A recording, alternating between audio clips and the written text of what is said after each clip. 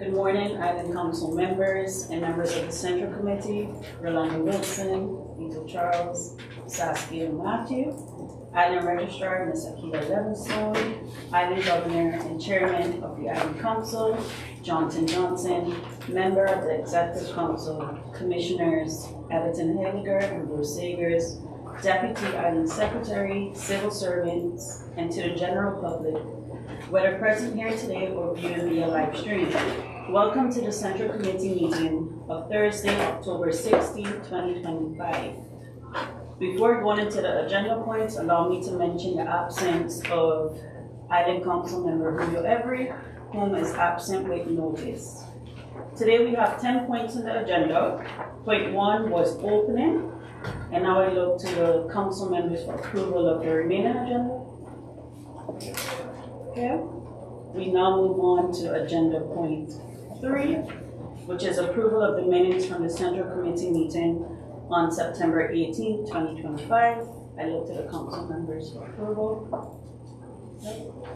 Okay, we have approval, so we move on to agenda point 4, which is citizens' right to speak on agenda points.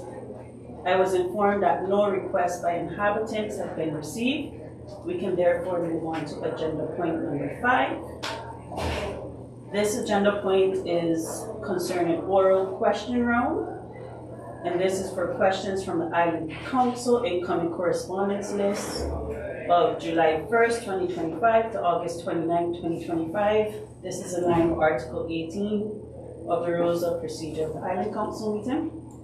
On agenda point 5.1, we have the decision list of the Executive Council meeting, and we have 2 points on the agenda. The first point is of June 24th, 2025, 3.1.0, assignment Loinago architecture. And I believe that point was Mr. Charles. You have the floor. Yeah, my question in regards to that.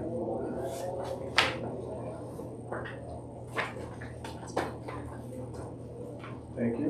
And because of preparation for the budget, I did not see these in the requested time frame. So we're going to ask a question and then ask the Executive Council to respond to them in writing. The question in regards to the assignment of the Helmond architecture is, the Helmond architecture has been given the assignment to give advice on indie building regulation, considering that the Helmond architecture is already designed buildings on the island, and we also do so in the future. How does this assignment ensure objectivity in the process? And follow up to that is confirmed with no connection to the island, not be given the assignment. And the second. Before you continue, so these would receive a response in writing just to confirm with the Executive Council. Yeah. Okay.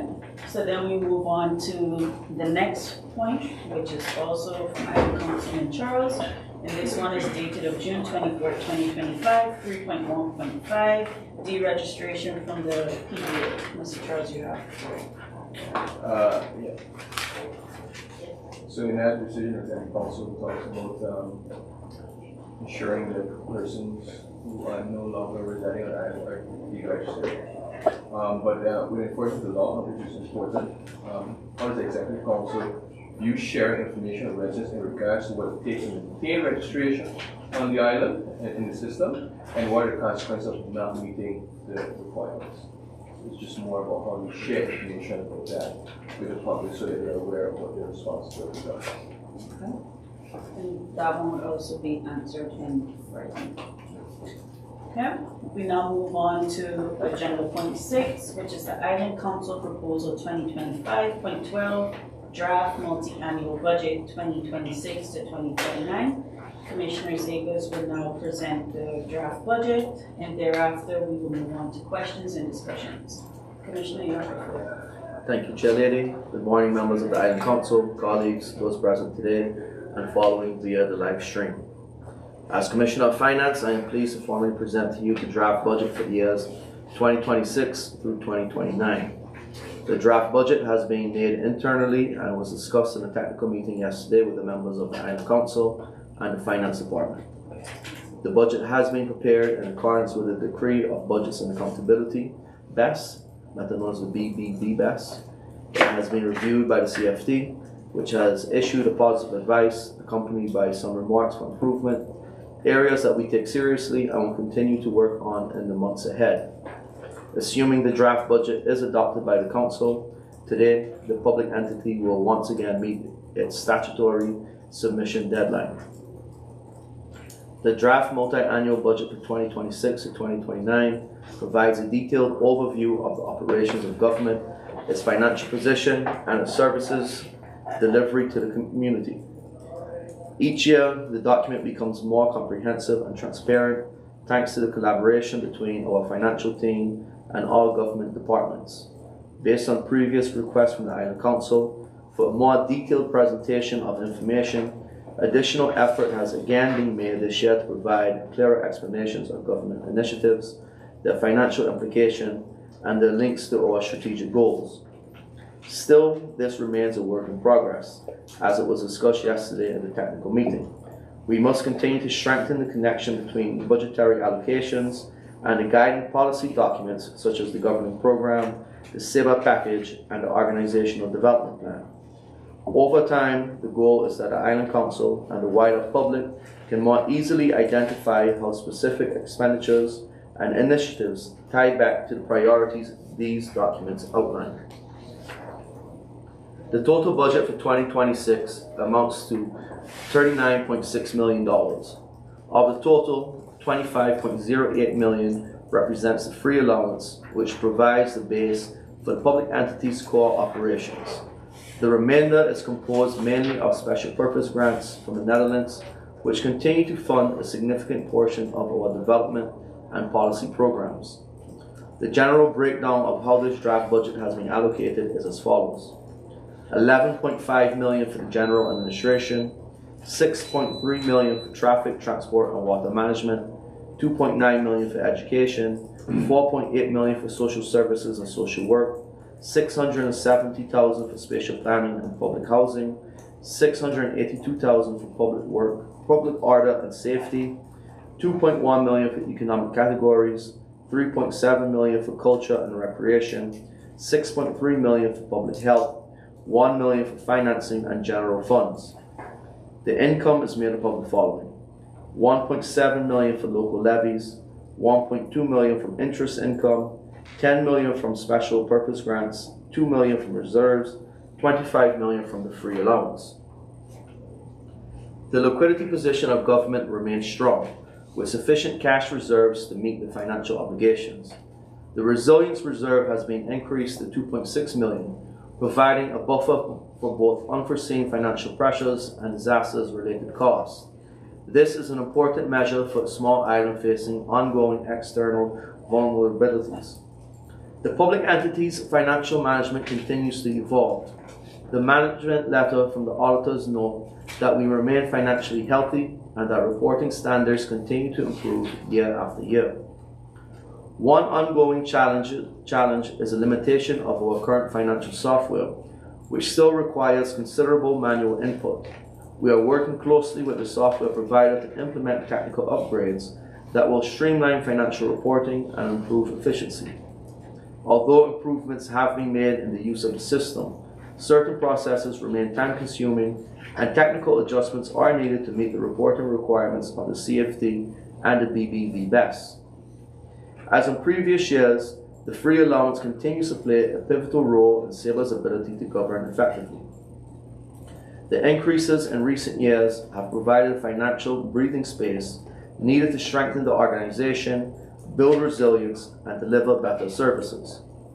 However, it remains clear that the current level of the free allowance does not yet fully cover the true cost of carrying out our statutory obligations, nor does it provide enough flexibility to invest in long-term structural needs such as maintenance and infrastructure.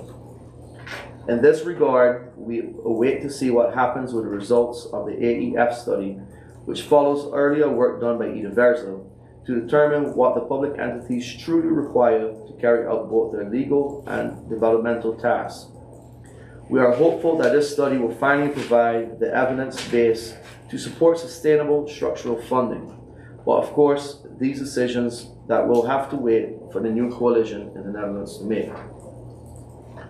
One of the key priorities of this budget remains investment in the people. Through the Organizational Development Plan, we continue to strengthen the internal structure of the public entity, ensuring that each department has the human capacity and resources necessary to perform its task effectively. The continued implementation of the HR 21 Function House ensures a modern and transparent job classification and compensation structure aligned with RCN standards. The rollout of the HR Enterprise Portal this year will further professionalize internal processes, providing employees with direct access to their records, leave balances, and contract information, reducing administrative delays and improving efficiency. Training and personal development also remains central. The Learning and Development Program, carried out through the CN Academy, offers courses in both technical and leadership skills, equipping staff to handle the growing complexity of their work. The government has also taken concrete steps towards strengthening integrity within the organization. The position of Integrity Quartermaster has been advertised and will play a key role in developing a structured and lasting integrity awareness program for the public entity. Once filled, this role will guide the establishment of a clear policy framework, coordinate awareness sessions and training for staff and management, and lay the groundwork for an eventual integrity office within HR domain. The goal is to embed integrity as a fundamental value in daily operations, fostering trust, transparency, and accountability across all departments. This initiative is being developed in collaboration with the CN Integrity Network, ensuring alignment with the best practices across the Caribbean Netherlands. Digitalization remains one of the core components of the modernization agenda. The newly consolidated Department of Information Services, which now unites ICT, archives, and the Chief Information Office, plays a leading role in this effort.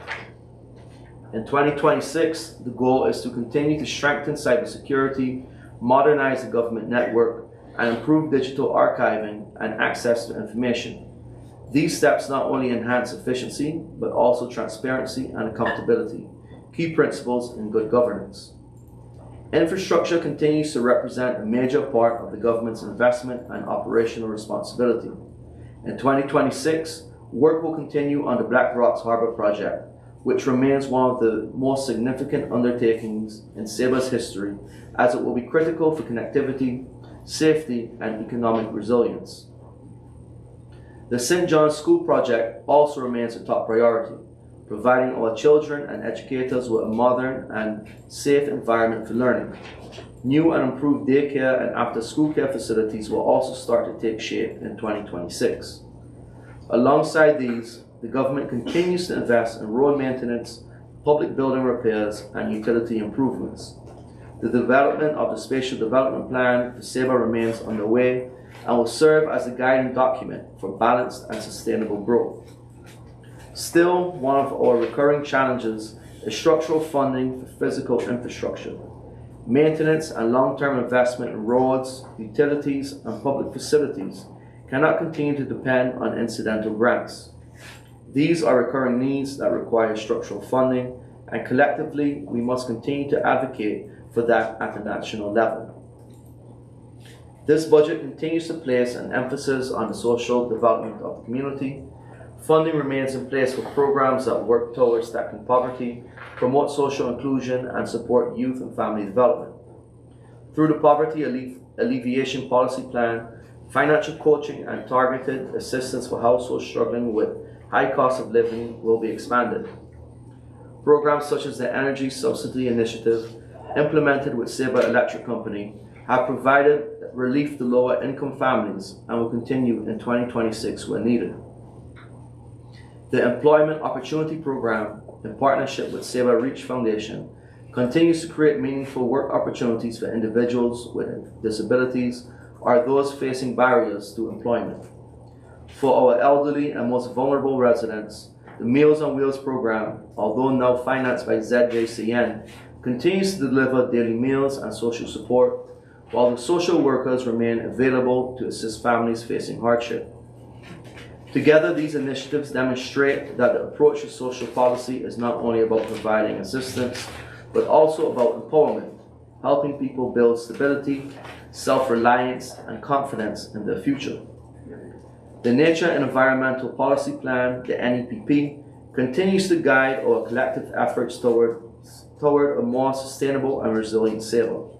This framework focuses on biodiversity, protection, water resource management, and food security, but also extends to how we produce and consume energy, manage waste, and care for our natural surroundings. Our collaboration with the Saba Electric Company remains central to advancing the island's green energy goals, with ongoing investments in solar capacity and the integration of battery storage systems.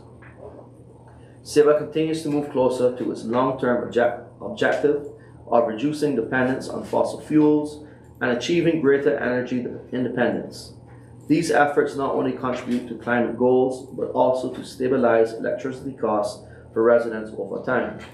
Support for local agriculture and hydroponics also remain a key component of sustainability. Other programs under the NEPP include ongoing efforts to enhance waste management, water collection systems, and the protection of Saba's marine and terrestrial parks. As for a broader perspective, last week I sent a letter to the Parliament of the Netherlands. It expressed a broader and long-standing concern that while there is often great urgency to change certain laws, there is far less urgency to address the ones that directly impact the lives of our people. We have seen that when The Hague deems legislative change a priority, it can move swiftly.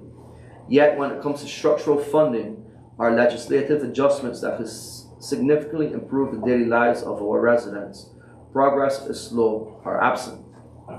This budget once again demonstrates that Saba continues to do its part by planning carefully, managing responsibly, and delivering results. What we now ask is for partnership, one that recognizes our realities and prioritizes the needs of our communities with equal urgency. Despite the challenges, we have much to be proud of. Our financial management remains strong, our organization continues to professionalize, and there is a strong commitment to transparency and accountability. These achievements are possible because of the dedication of our civil servants and the trust that has been built over time, both with the Island Council and with our partners in the Netherlands. In closing, I would like to express my sincere appreciation to the entire financial team, to all department heads, and to every staff member who has contributed to the preparation of this budget.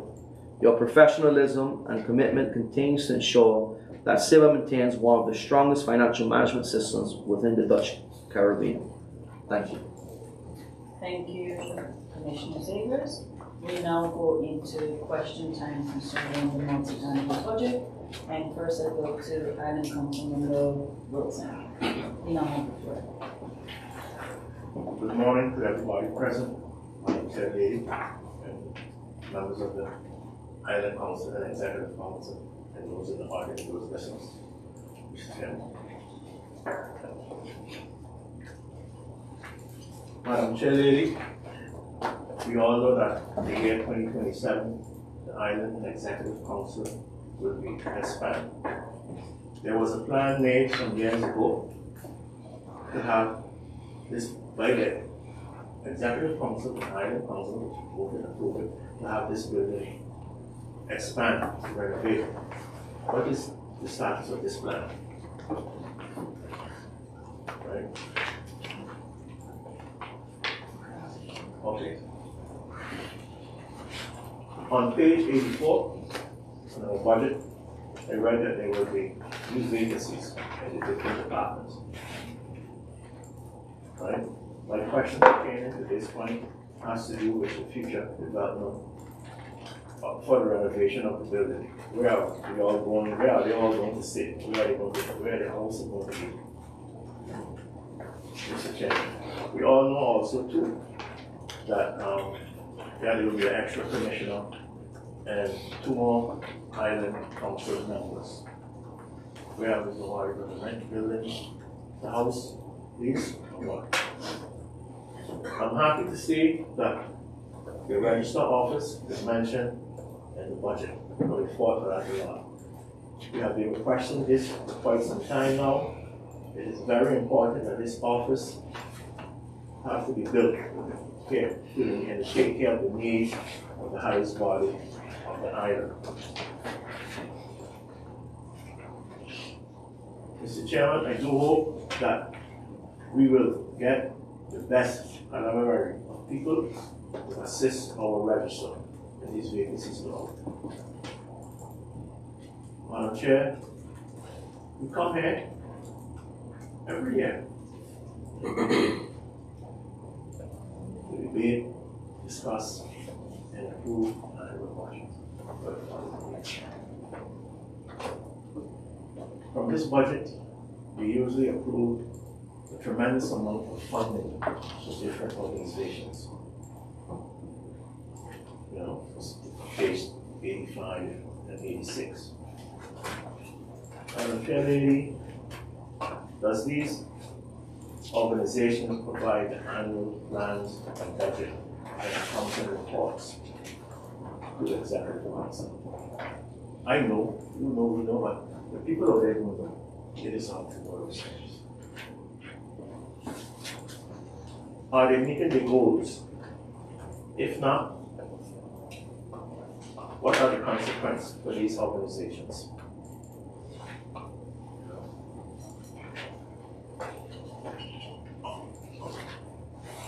There's quite a few, believe me. I'm not going to call them names for moments. The budget is public, everybody can see. Madam Chair Lady, a few months ago, too, we celebrated the Saba Culture Festival. Was the accounting report received, and what is the finding? Will government continue to organize, or will government turn it over and form a new foundation to carry it out in the following years? This foundation should be well established and skilled enough to get the people motivated and rally to present culture, talent, and artists. This year, Madam Chair Lady, we will be celebrating 50 years of our National Day celebration. It would be a very memorable occasion if the Executive Council would invite some of them on these walls here, some of them has gone to the maker, all former executive island council members, former lieutenant governors, and acting lieutenant governors with his spouse who was still with us today. A special invitation should be handed out to them.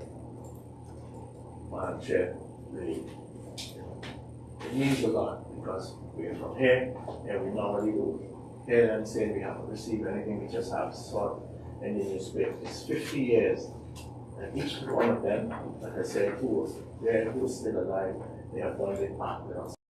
And those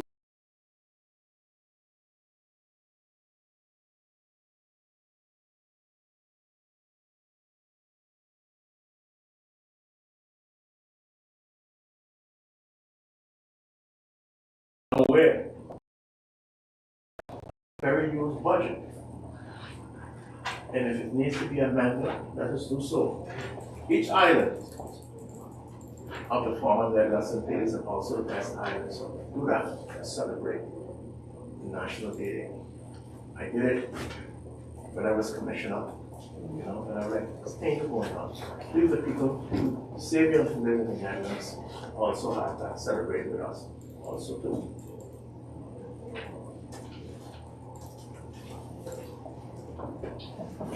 Approximately 6 weeks ago, the Island Council was given a presentation on the layout plans for the former water property that the public entity purchased. The funding came from Best for Kids budget. This means that This means that the daycare center and after school center will be built there, and also Saba Heritage Foundation. What is the status of this 2,400 square meters and this building? We already want to repair the former utility building there, and it should be roomly. Children need a room to run to play. And 3 buildings, 4 buildings going there, I don't see it unless we go down. Unless we go upstairs. Public should be informed what's happening.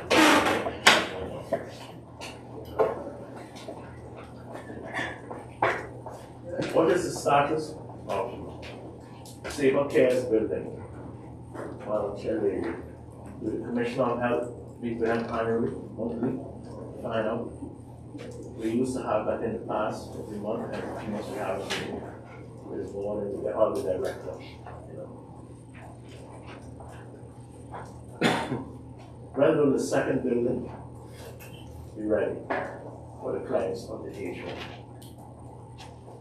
What is the future plan of the old H1, existing H1 that we have now? What are you going to do with that? Demolish it, renovate it, or what?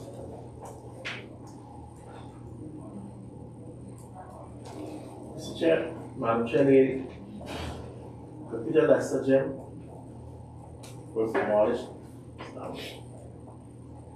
The renovation, the removing of the debris is still in progress. Are the design plans already made up to rebuild the gym for next year? They can't happen anymore next year. And when will it be going to be?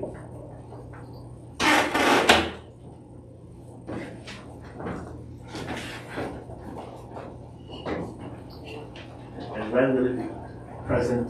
I think once they have a presentation of it, it will be good so that the public can see it again, how it's looks, the drawings and if they're ready, or the discussion drawings. What about the plans for the multi-functional center? How far is that? Are the plans ready? Commissioner Sagan already spoke about the school renovation and all of that.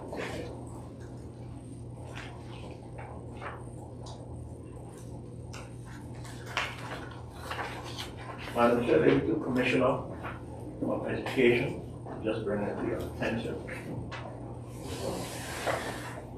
Because it's already passed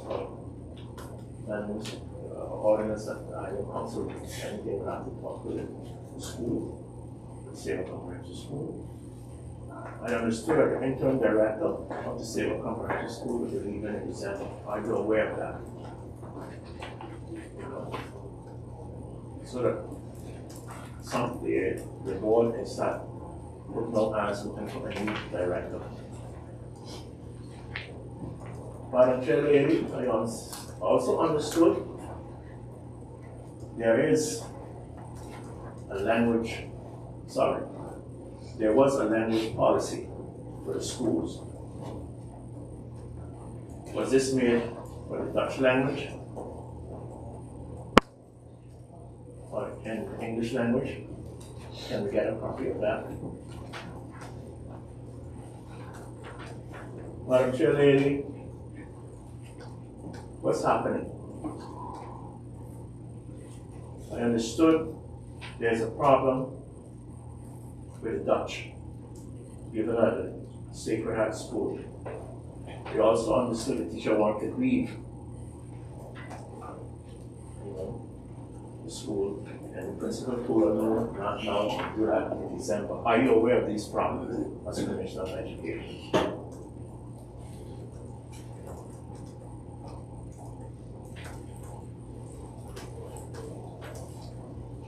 What's the future plan of the building next door to us, Santel building? At that time, it was years ago, it was belonged to the federal government. The federal government funded over to the Public Entity, and now what's the future plans? We need to know.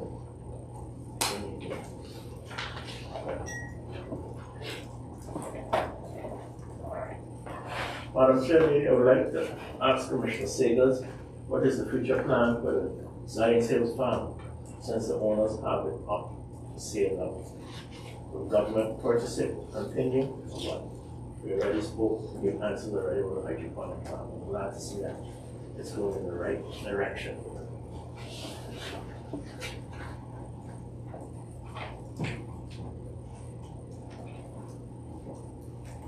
How many building permits? This one, yes, you can give it to right in solid or a question that you don't have the answer. How many building permits have been given up for the past 3 years? Because wherever you turn, the construction, it's the booming construction here in the island, which we're very good at. And I think down the road soon, we said we'll have to see about getting a building inspector.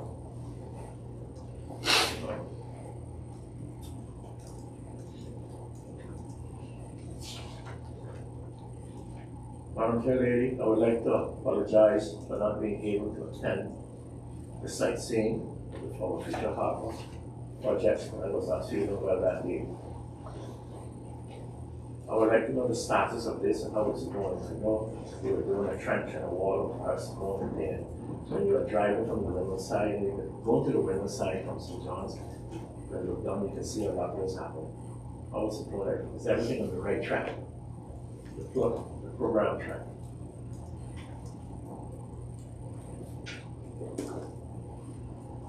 That's it. Thank you, Island Council Member Wilson. I now look to the Executive Council. I will first start with Commissioner Davis. Thank you, Chair Lady. I will address the questions that fall within my portfolios, as is normally the case. There was questions about developments and the expansion of the administration building. Indeed, these plans do go back to your time when you were Commissioner. Unfortunately, not much has materialized since those plans, and plans have materialized over again. A bigger plan has been made since there was momentum to increase the council members to 7 and commissioners to 3. That plan was submitted to Basic I believe was also maybe shared with the Island Council. I believe that was months ago, maybe even late last year. Unfortunately, that hasn't gained much traction.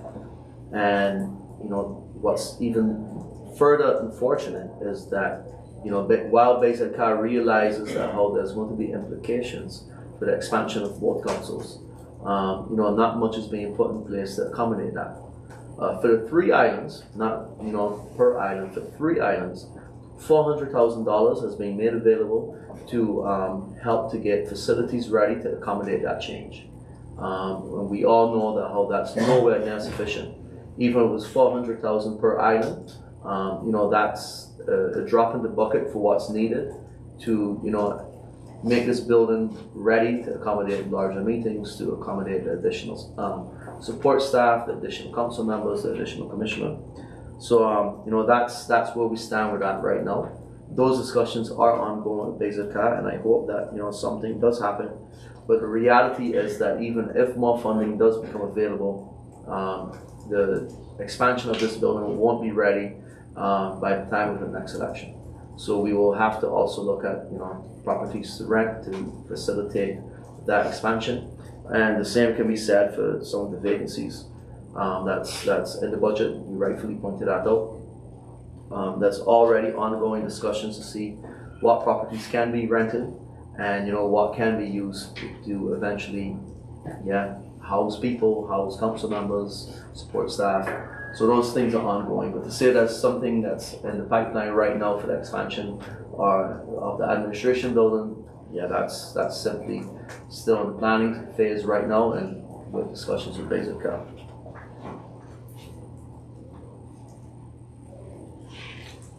Those are questions about subsidies.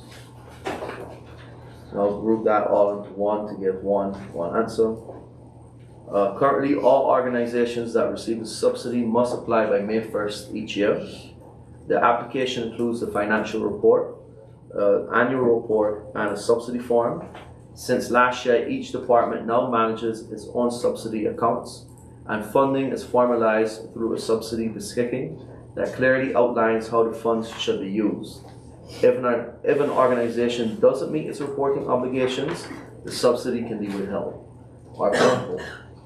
The subsidy ordinance still needs to be updated, and while we're working on finalizing the new policy and procedures, we are also working with BESA-CAT on improving the governance of foundations, and funding for that project has already been approved.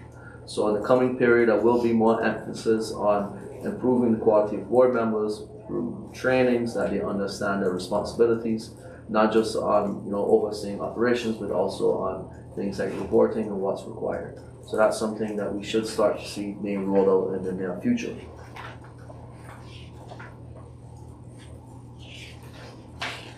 There's also a question about the Zions Hill Farm. Indeed, that land is for sale. We will continue to lease that property until, for as long as we can, put it that way. We also submitted a project through the food security program to try to get funding to buy it. That fund, yes, it's moving rather slow. We don't know if that request will be granted or not, but a request has been sent in to purchase that property.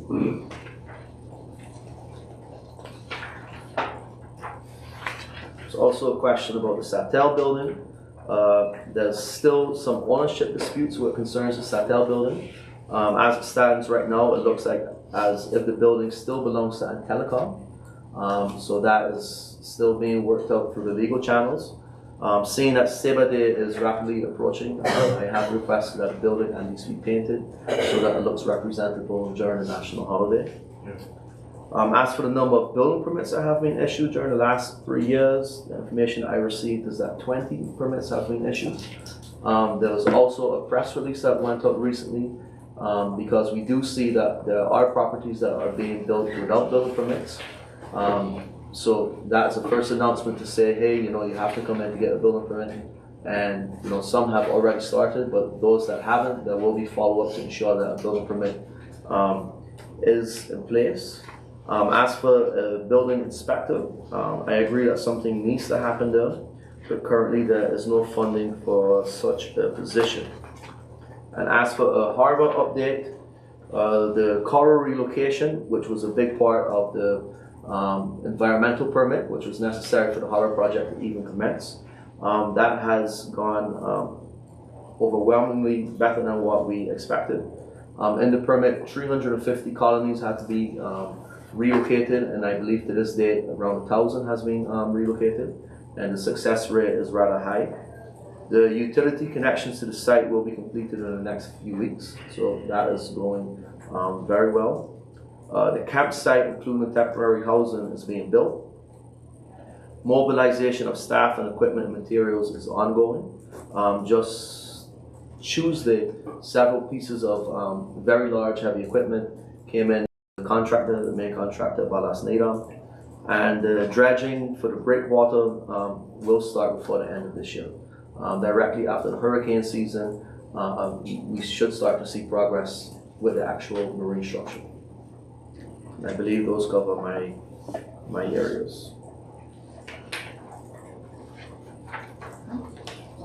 At this time, we'll first ask you and the council member if you have any follow-up questions for Commissioner Segas based on his responses. No? Does anyone else have any follow-up questions? Mr. Charles? I have one question, and that's in relation to the building inspector. You mentioned that there's no funding plans. When you said that there's no funding for that at this time, my question then is in regards to enforcement and adhering to the building permit. How do we plan? Because we're also talking about spatial development plan. We're also talking about new building regulations. So if we're going to do that, and there's no one to maintain, ensure that people adhere to the stipulation that they have been given, does it make sense at that point to even establish new regulations? Indeed, that's something that has to come once the spatial development plan is there. There's no funding allocated for it right now, but that is something that is a requirement moving forward once we take that next step. So that is something that does need to materialize. And And in the meantime, because I think colleague asked, shared, there have been 20 building permits.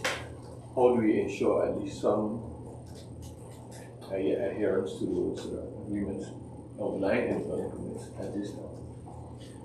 Yeah, it's historically it hasn't been done, and that continues to this day. But that's something that we also need to improve on. You have one more? And then One more question.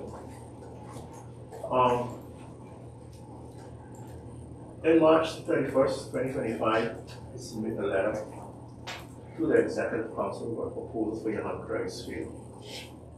The Chance family, Mr. Andrew Chance, there's 2 pieces of land there that the late Mr. Chance, Andrew Chance, he would like the government to have to sell to the government.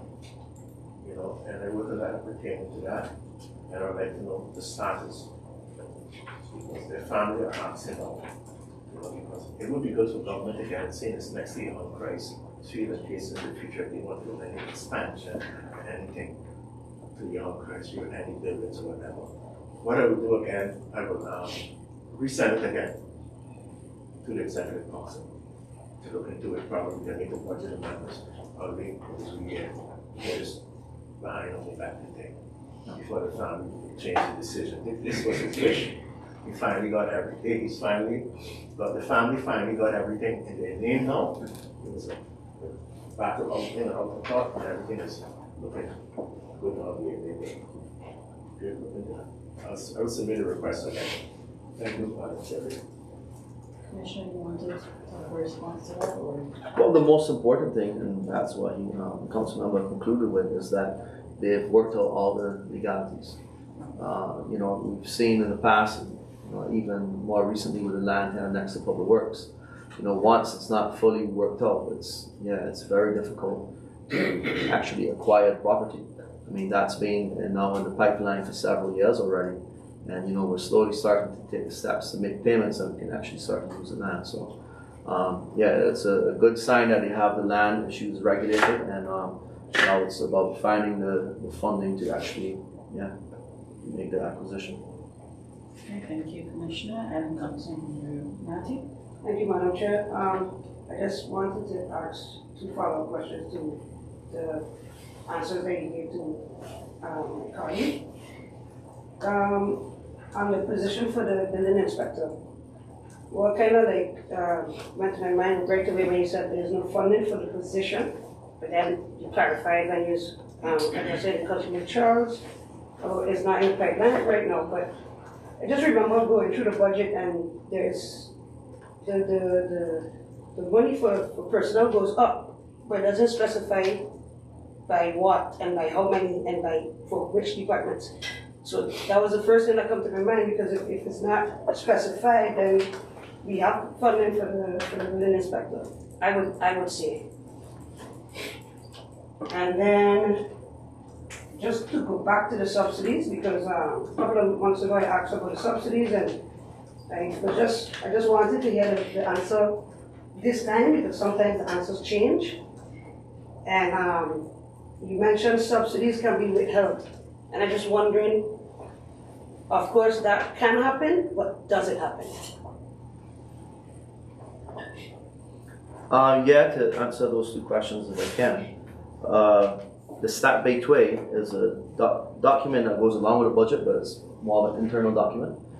That's never been shared. I don't think it's even allowed to be shared, because it has all the personnel, all the individual salaries and everything. So in there is where the vacancies, specifically where the vacancies fall within each department. So that's how that is spread out. So maybe a bit more general into the budget document itself, but it's very specific within the Stat Gateway. And as for the subsidies, are they ever being withheld? There's one example right now where the reporting isn't necessarily going as is in the ticketing, and it is being withheld. Okay, thank you. Thank you, Madam Chair. With the personnel, the Stat Gateway that you talked about, well, that's good to know, because I didn't know that. Because I remember for the previous multi-annual budget, I asked if there was a planning for the personnel and for staffing, like how much personnel would be needed in the next year or the next 5 years, and I was told that that was not, nobody knew, or that was never looked into, so it's good to know that it actually happens. Well, the stat by 2 is maybe more of a technical document that simply just outlines the number of positions per department. But to say like a comprehensive overview has been done to see, exactly, how many positions each department needs to function efficiently, that's still something that needs to be done. During the process of preparing a budget, we ask for a wish list, and you can imagine the majority of the wish list is that departments want more staff. And then it's more so like how do you prioritize that? Because there is limited funding, there's limited flexibility.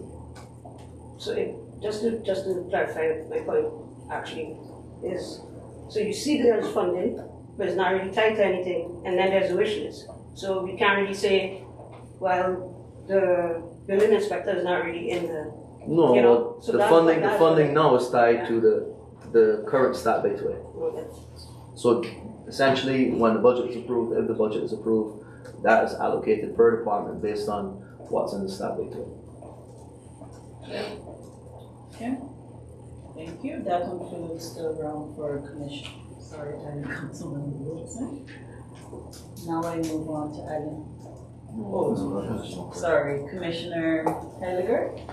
Now you can answer the questions pertaining to your portfolio for Item Councilman Wilson.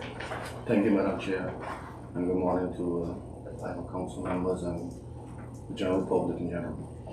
Madam Chair, Item Council Member Rolando Wilson posted some questions, and I'll start with one of the questions was the accounting report received in the Sabon Festival. The accounting report will be part of the auditor's report of OLS, which will be done in 2026. This is because the finances were done internally via OLS. Some funds were managed externally by Seed Fan Society and the Sabre Summer Festival Foundation, and those will also be reported on. However, that was much a small amount since the subsidy remained within government. He asked if there was, what was the conclusion based on the findings of this. The report was shared with the Island Council members. I think you all did receive it, right?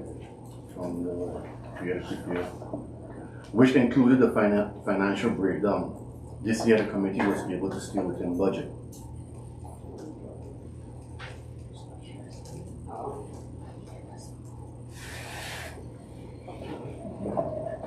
Another question asked was if government will continue to organize this or if it will be turned over to a foundation. The goal would be to have a strong foundation in place to execute the festivities for 2026. And this will be worked on. Another question was about preparation for a Sabre Day and also a Sabre Day celebration in the Netherlands. The program is 95% complete for Sabre Day, 50th celebration. Some minor adjustments and approvals are needed. By the end of October, early November, the program will be published.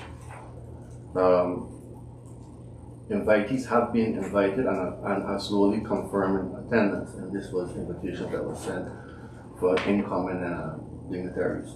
One of the challenges that a lot of them are facing right now is places to stay. I guess that's because of late bookings on their behalf. He requested that the invitation be sent to former sitting members of the Island Council, Executive Council, and Island Governor. That would be taken care of also, that they receive it personally. And with the preparations for to celebrate the 50th anniversary of Sabre Day in the Netherlands, yes, I know that it was done before in the past when the Island Council member was at that time sitting as a commissioner, and I understood that it was successful. So the idea would be to prepare this year once again in the Netherlands.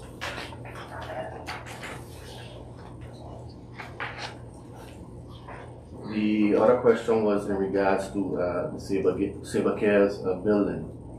The construction of these new buildings is being managed by Saba Cares. Public Entity Saba granted the building permits but does not have any active role in the project management of this construction project. The plans for the new gym and the design and when it will be presented to the public. The plans and designs are completed. The tender process for the execution of the design started in the beginning of this year and is almost finalized. The construction will start at the beginning of 2026. The design has been presented to the public on multiple occasions in the last year during town hall sessions on Facebook and online on the government website.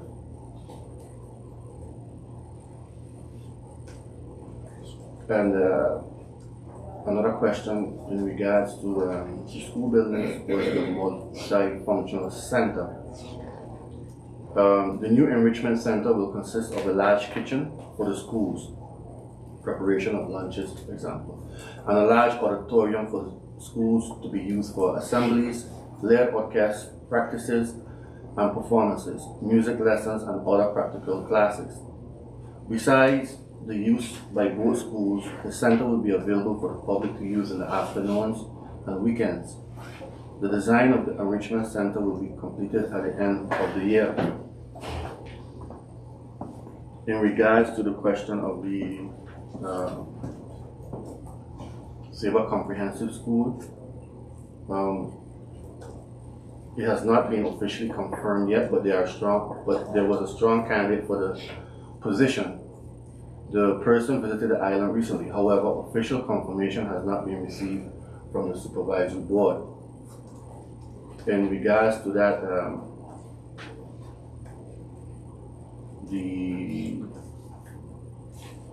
I will reach out to the board and get a follow-up answer to this question for you. Another question was the language policy, if it was only for English language or for any other language. The language policy takes into consideration all languages spoken and written on the island. And another question was what was happening with Dutch languages in the school. This is a question I'll have to direct to the school directors and get a reply back for you on this. Does EC2 department have a director? And if all the needs of the children are being met? EC2 has a new interim director for a period of 6 months. In the meantime, they are actively recruiting a permanent director. I cannot say whether all the needs of the children are being met at this moment. This information would be known by the school or EC2, and again, I would have to reach out to them and get a response on that.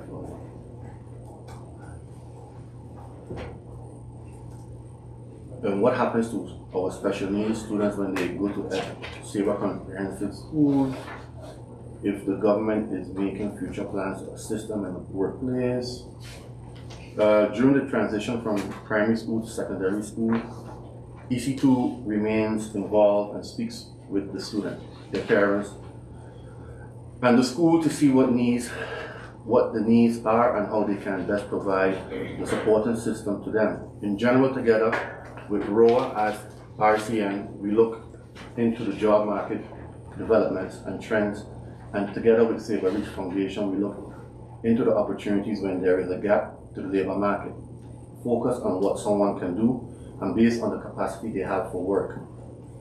There are different opportunities at Saba Reach Foundation than solely working at the Saba Reach Fund.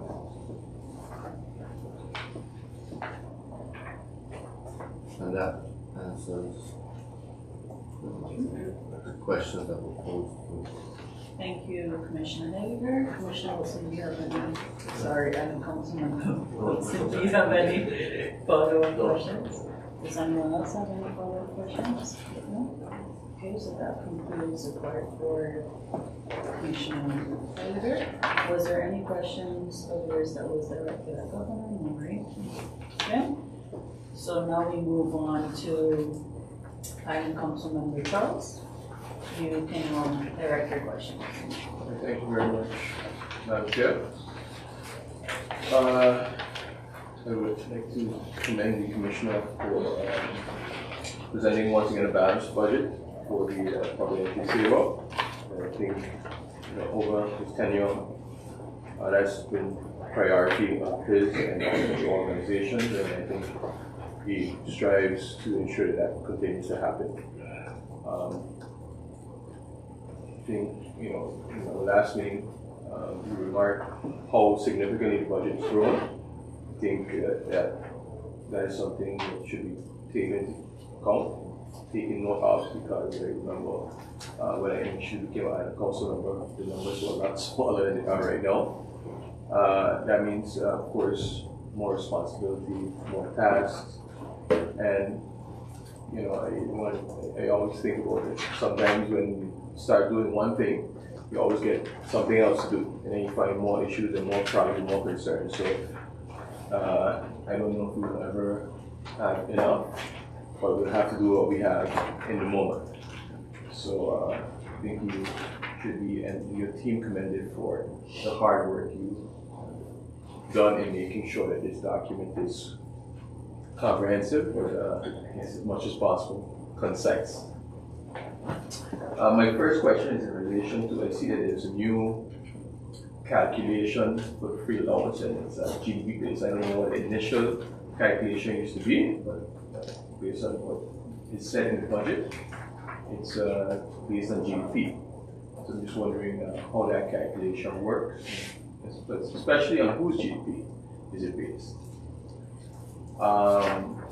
Also, I noted that the free allowance for 2025, because we always sounds clear what free allowance is going to be, was lower in 2025 than it was for 2024. And I'm just wondering, how that magic works.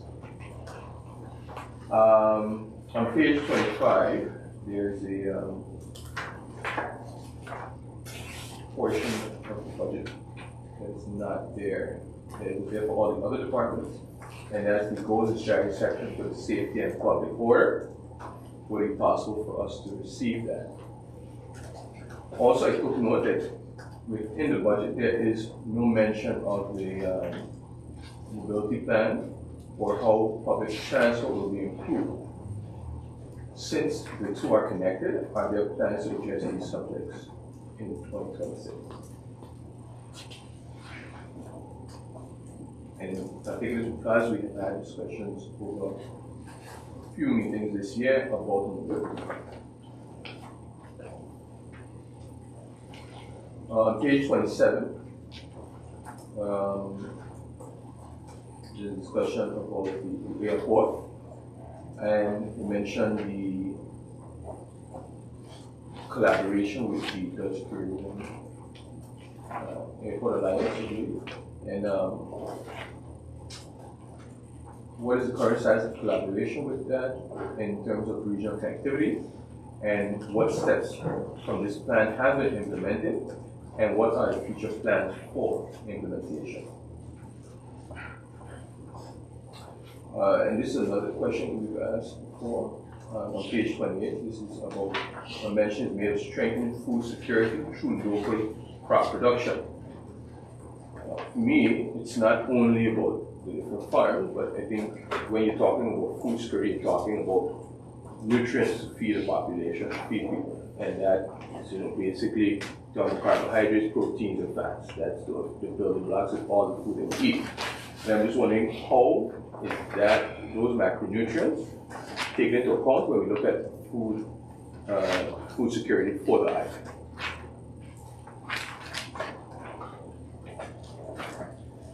On page 30, the discussion about the amounts available for tourism promotion, but no amount is mentioned in the text, but also not outlined in the figures. So I'm just wondering, what is the current amount available for tourism promotion, and what amount would be considered actually adequate? we've discussed in the past, because connectivity is also an issue a theme actually is discussed quite often in the budget. And we have discussed in the past developing a paper regarding SABE's position on a PSO. Has any progress been made on this? And I think it's important. We, of course, understand the value of having a PSO, and we've had a discussion. But as we move into a new election cycle in the Netherlands, and there are going to be new persons sitting in chairs, I think it would be good to have a paper that we can quickly disseminate to them to share what our position is, what has been done in the past, and what we think is important in order to establish a PSO, and why it's important to establish a PSO for SABE on station. On page 56, we addressed it to some degree in another technical meeting, but I just want to know, is there a plan to address the collection of accommodation tax? It's something that we have discussed, I think, over a number of budget cycles, and I'm just wondering what improvements are being made to this, to improve the collection of this tax.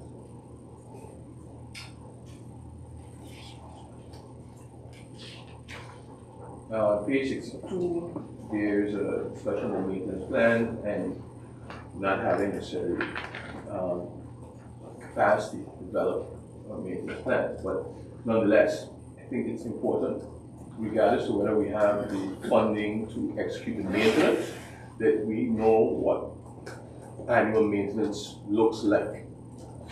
And that way we can say what we are, what actually, because you say in the budget that oftentimes just the bare minimum is done or overdue maintenance is done. But I think even if we know over a number of years what maintenance has been done, what maintenance needs to be done, and that you have a plan that looks at that, I think it's also, that's very important. I think every organization that has a multi-building that say the public entity manages has such a plan. And I think we've also asked about it in the past, and I hope that plans are being made, or soon there will be a plan. I'm not saying it has to be complete, it also has to be executed, but it should be there. And that way we can also justify the amounts, because at this point, if we don't see it, then it's also difficult to justify the amounts when you talk to versus Beta or any other funding organization. I missed actually the question. On page 31, there's a discussion about the results of the Amsterdam sale visitor tax case study. I know we had a presentation on that once, but we never received the follow-up on the study. Would it be possible for us to receive the study? And on page 63, the report claiming to be pro the Upcover is mentioned several times. Would it be possible to receive a synopsis of this report? And would it also be possible for council to receive the complete report? Because it seems that this report does give some insight into the differences between the tasks of the island and the amount of funding made available. That's a question. Thank you, Councilman Charles. And now moving on to Commissioner Siggers for his responses. Thank you. I believe most questions were for my portfolio except for some for the government. Start with the GDP-based calculation. The calculation of the GDP indexation is based on the 5-year average of the Dutch GDP growth rate. Using a 5-year average helps ensure stability and predictability in the indexation for the best items. For example, even if the economic growth in the Netherlands stagnates or shows minimal change in a given year, the multi-year average approach still supports steady growth for the best items. And then as for the free allowance and how that magic number changes, there's a difference between the primitive free allowance and the definitive. So what's reported in the budget now is the primitive one, but then based on things like inflation, and other incidental amounts coming in. Those get adjusted in the second and third quarter. But also in 2024, there was incidental free allowance for several initiatives, including the Nature and Environment Policy Plan, census digitalization, the Undistributed Estate Baseline Study, Emancipation Day commemoration, and programs related to poverty reduction and energy support for low-income households.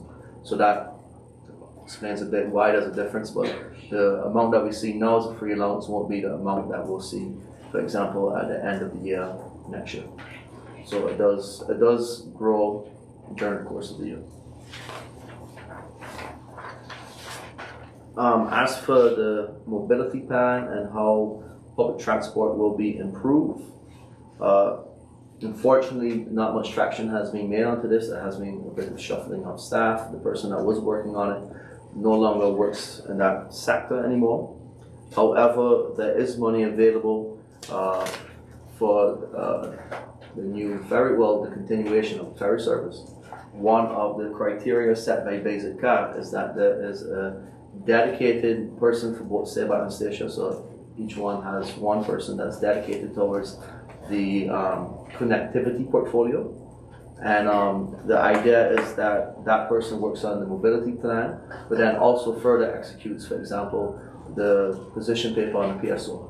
So we will have a permanent person that's focusing on mobility and connectivity, and that will materialize early next year, and that person will have that task. But Jeff, just ask for clarification. When you speak on mobility, you're talking about one island mobility. Yeah, but both will be encompassed into that. As for the question about the current status of the DCCA, it is active. They continue to meet. One of the developments is that the airport charges for the ABC Islands has been reduced to $15. I believe that was implemented as of January of this year. And those efforts continue that they can be implemented on the SSS Islands, but that's proven to be a bit more difficult. The DCCA also allows for airports to share expertise. I mean, that's one of the benefits. And in the coming period, emphasis will also be placed on improving routes, coordination, and service reliability. But I believe the more important one, at least for our islands, is the reduced airport fees.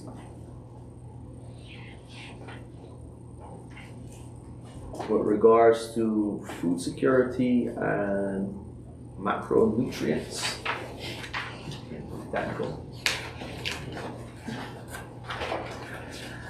the hydroponics farm uses controlled nutrient management to ensure each crop gets the right balance of key nutrients like nitrogen, phosphorus, and potassium. This allows for consistent, high-quality production year-round.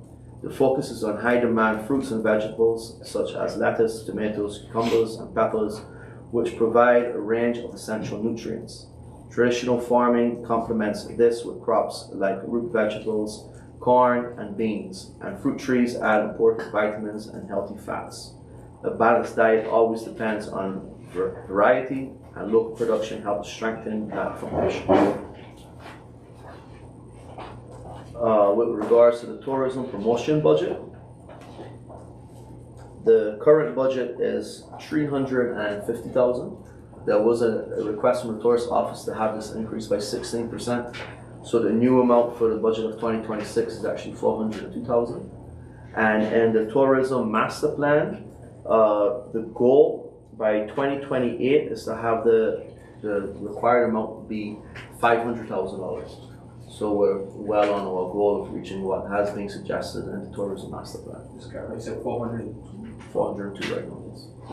Well, for next year. And just maybe in the future, that could be aligned in the budget a bit better.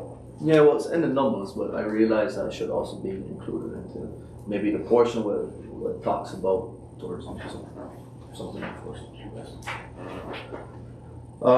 The position paper on the PSO, that's something that still needs to be worked out and will be one of the main criteria for the person that will be hired for connectivity, a dedicated person just focusing on that. Regards to the visitor tax, The study, of course, can be shared. I'm surprised that it hasn't been shared. But the first phase of the visitor tax study was presented to the Island Council in March and concluded that a second, more detailed phase is needed to assess rates, exemptions, and implementation options.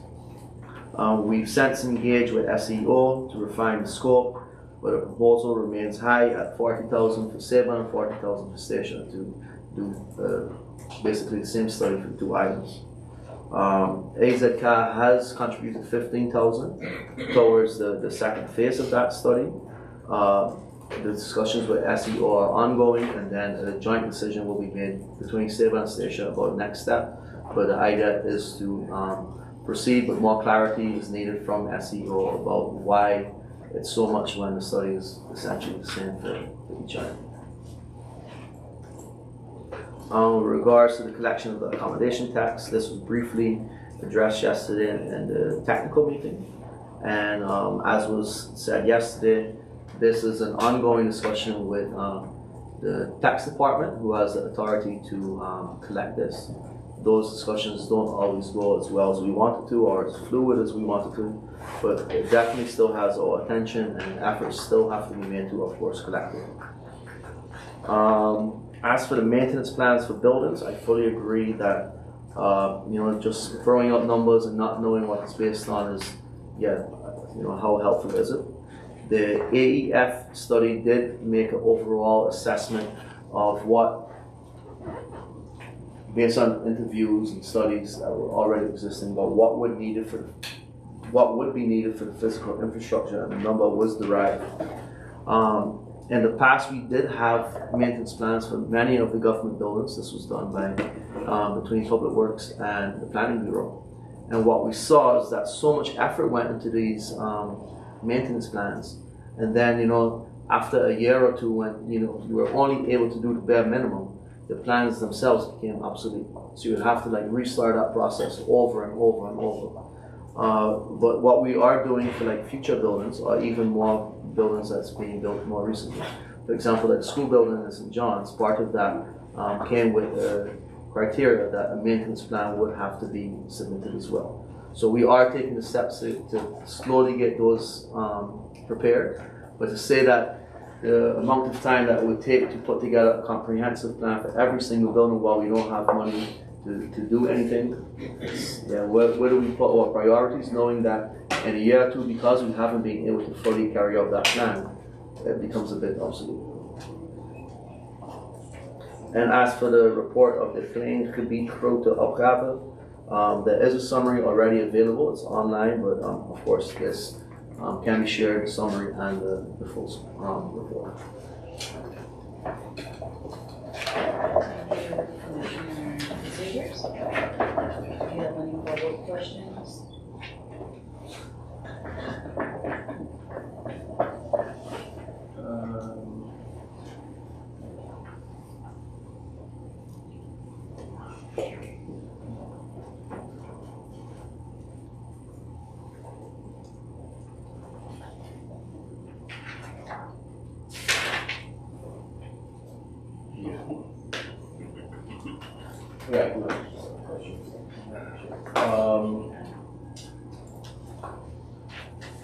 I think when we spoke about the, first I'd like to thank the Commissioner for answering the questions. And for me, yes, what I'm trying to get is a sense of urgency when it comes to mobility, and a sense of urgency in regards to addressing the problems, not because weekly, not almost daily, you hear people remark there are a lot of cars on the island, what is being done, parking is a problem, and so on. And we have been discussing this for some time, but I don't see any short-term fixes or short-term plans being introduced. So by the time, if I say we're going to hire somebody, that's, then they have to create a study, and then they have to produce a report, and then we have to implement it. So we look at probably a year and a half, 2 years down the road before we actually do anything. And I think at this point, that's unsustainable. Yeah. So I'm just wondering if there are any shorter term plans to look at the situation right now. You know, personally look at the busing system. I'm wondering, are the buses adequate enough in size? Because you know, the other day I saw 2 persons that wanted to get on the bus and one they had to wait for the next bus. It's a good problem to have. That you know already we reach capacity at some point in time, but are we planning for further development, further growth? Also in terms of parking in this area, you know, I think there's some changes that can be made so that people who are coming to do business and government can also find parking quite easily. So I think we really need to look at some short-term solutions and then also address the longer-term concerns. But I think we've reached to a point where it's something needs to be done. And I hope that we do have some plans to get to look at the problem sooner rather than later.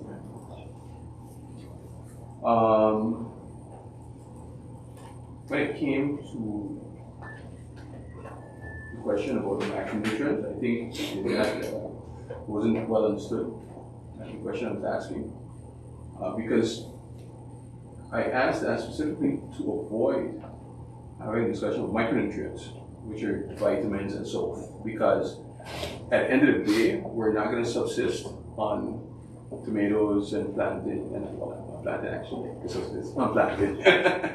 But you're not going to subsist on tomatoes and sweet peppers and so on, and lettuce. We need actual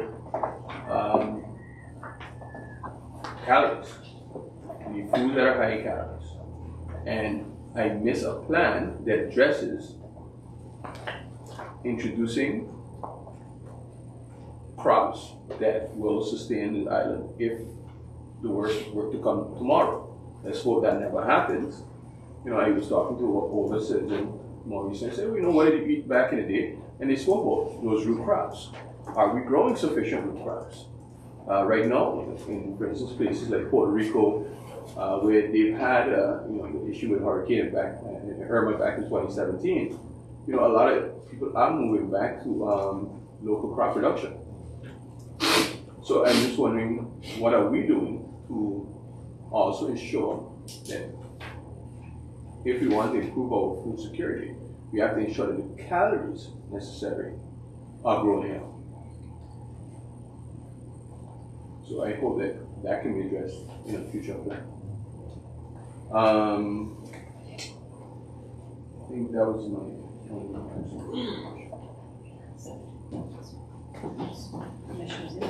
Yeah, thank you. With regards to the urgency for mobility, maybe that's something that I missed in my answer. I believe that are some steps that are at least being looked at to see, you know, what can be done in the short term. For example, better signage, you know, more designated parking areas rather than, you know, you see right now people almost parking directly on corners, and you know that makes it quite unsafe for the flow of traffic, especially if there's an emergency. Yeah, things can happen rather quickly. But also something is specifically for this area, and you know, something that's been pending now for several years, is the construction of the parking lot right there by Public Works. You know, that's being delayed year after year because of land ownership issues. That's finally being resolved for the most part, and that's a project that should start, you know, at latest during the first quarter of next year. But I do believe that, you know, when looking at the bigger picture, there needs to be a serious discussion about, you know, the number of cars per household. You know, the infrastructure is the infrastructure. It's not going to get any bigger. You know, we widen roads, but we're not making, you know, 2 lanes going one way and 2 lanes going the next. I mean, there will be limitations. And I do believe that the development of the spatial development plan also helps with that, because that also is a roadmap of where we want to go to. That also says, you know, where businesses, you know, what sectors of the island is going to be for commercial, where it should be residential. And I do believe that how that's a tool that can be helpful, that supports something like a longer term vision for mobility. As for the macronutrients, maybe that was something that indeed was maybe misunderstood in that question. What we see is that root crops, it's longer, they take longer. Many of them are more seasonal. For example, Tanya doesn't produce year round. Tanya is a very seasonal root vegetable. I know this because my father's a farmer. But also it comes, for example, they stop planting Tanyas because there's not many people locally that buy Tanyas. So we can, put lots of effort into it, and although they're very high in calories and useful, planting them and not being able to move them is also a challenge. So it comes with education, it comes with, many other factors.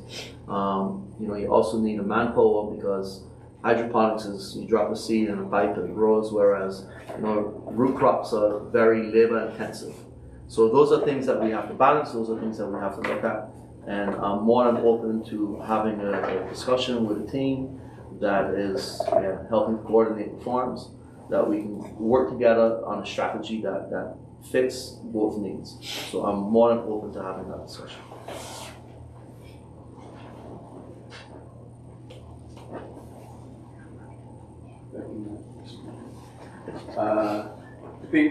Thank you for clarifying those points. I think in regards to mobility, I'm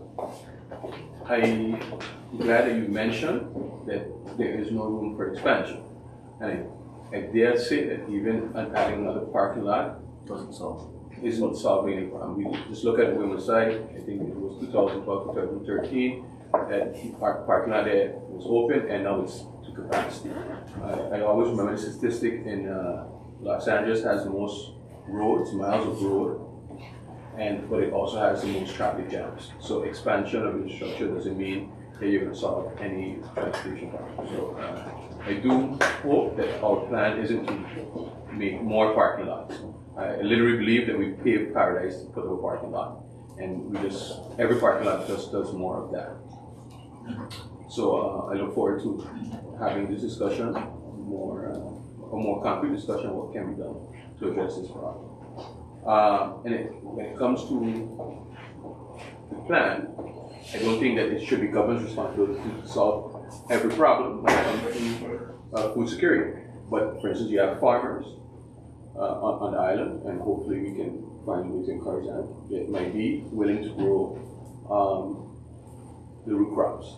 You might have other farmers that are willing to grow to raise animals. And I think it is the mix of different farmers producing what they want to produce and what they can produce that creates food security. And I think that's part of our job, is to see how we can get people working together. So I hope that that's part of the food security plan that we try to use. That was my follow-up. I think those were remarks, not necessarily questions, but I agree. Does anyone else, before we move on to Governor, does anyone else have any follow-up questions based on the responses by Commissioner Davis? Okay, go ahead. Thank you, Chair Lady. So the question which other Council Member Mr. Charles is posing is based on page 24. The goals, as he rightfully lists, there weren't any goals or strategies listed, but I could give those, which should be added in the multi-annual budget. These include realizing a strong and professional Department of Public Order and Safety, which includes crisis and disaster management and enforcement, enforcing the laws and regulations on SABA in order to further the reliability and credibility of the public entity and ensure a livable SABA for all inhabitants, preventing, preparing for, and mitigating public safety risks, a well-trained and properly equipped crisis management organization.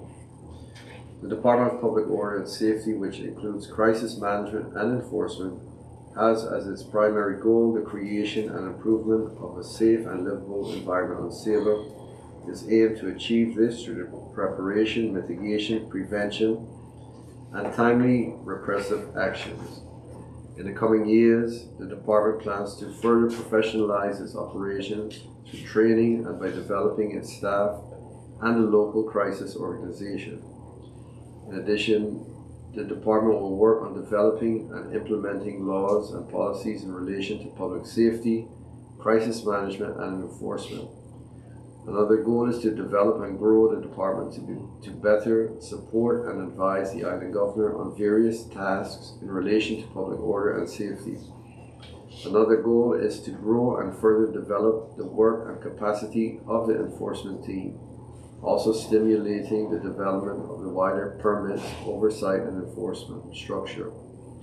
Continuous attention is given also to exploring cooperation within the region as well as the European efforts.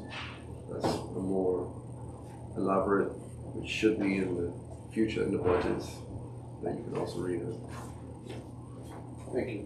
Thank you. Do you have any more questions? Does anyone else have any follow-up questions at this time to governor's responses? Okay. Before continuing on the agenda point, I would like to adjourn the meeting for just 5 minutes for a bathroom break. Thank you.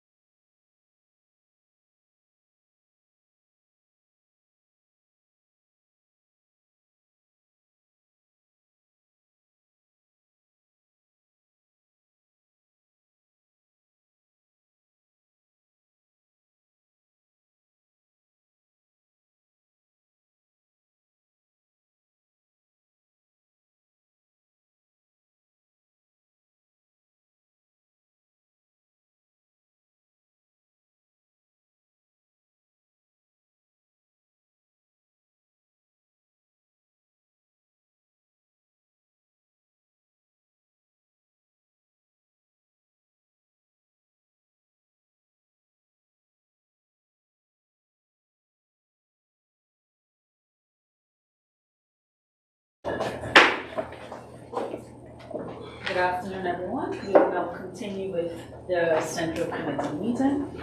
We just rounded off on the questions and answers by the Executive Council to Island Councilman Charles. We'll now move on to Island Council Lady Matthew.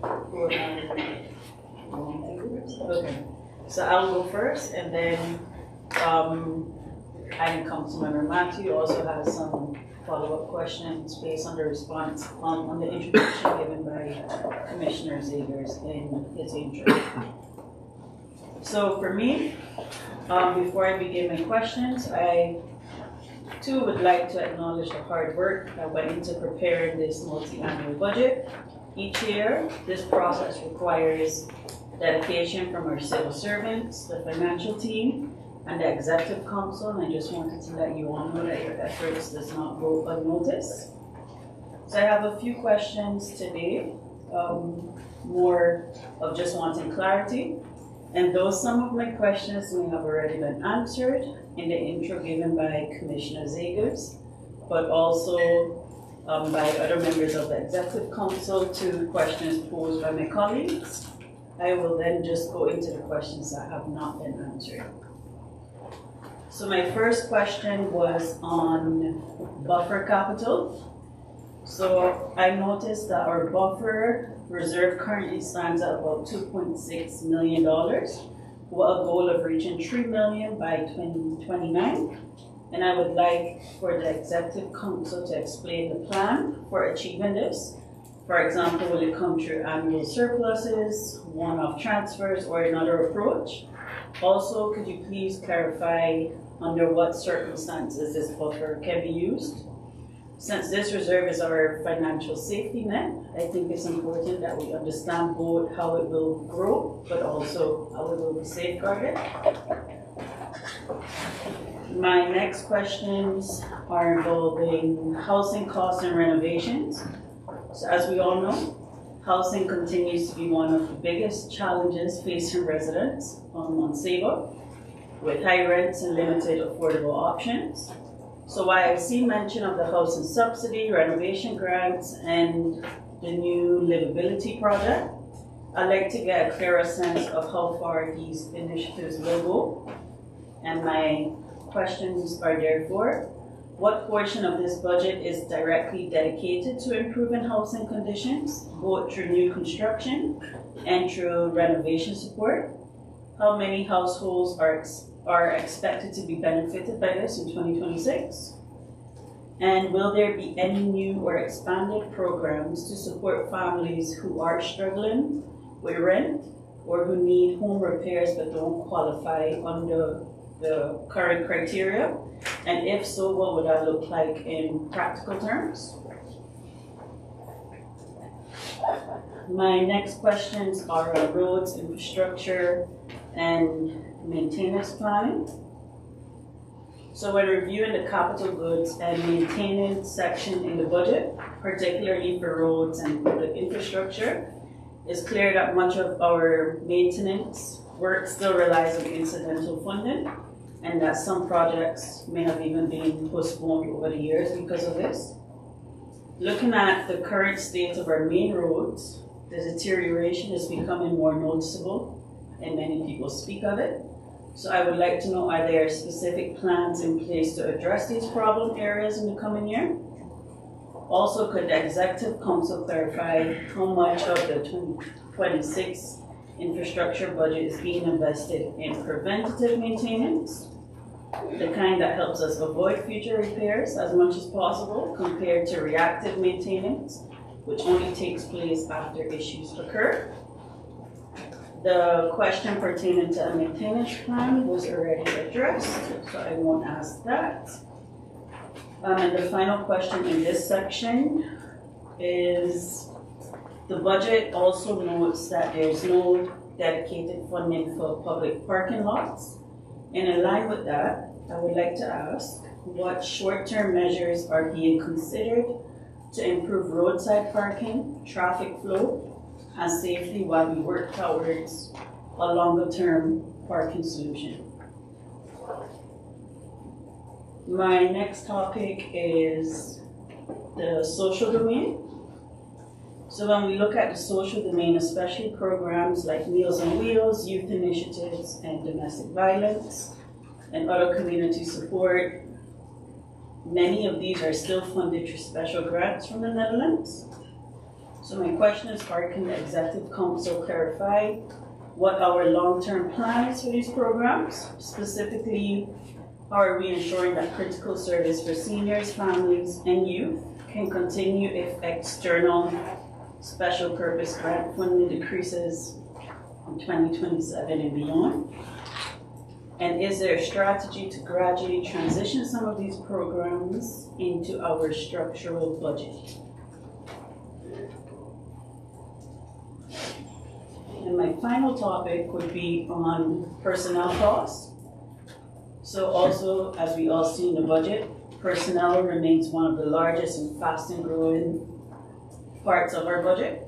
And at the same time, the auditors note and the HRM section acknowledges ongoing challenges with execution capacity in the organization.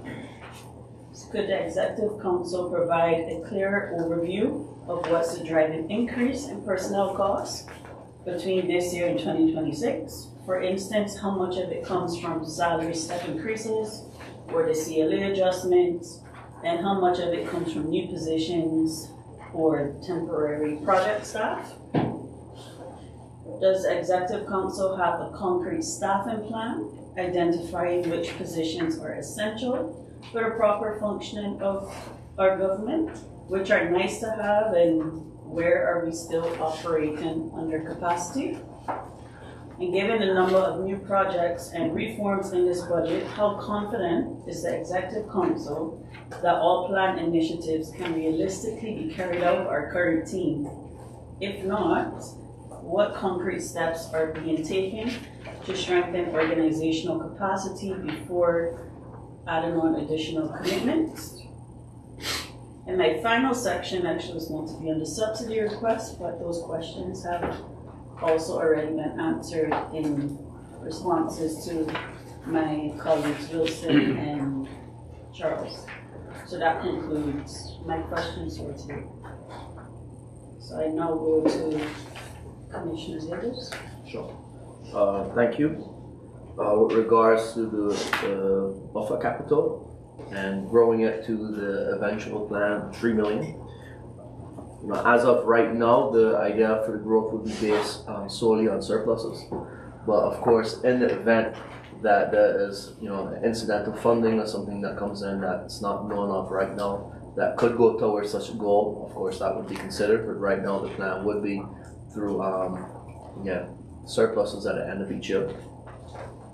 That has at least been the way we have done it in the past.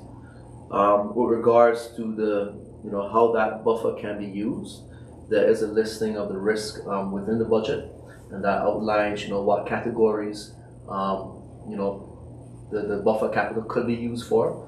But before those reserves can be released, that has to be done so through the Island Council. So the Island Council does play a role in releasing those funds for those specified risks.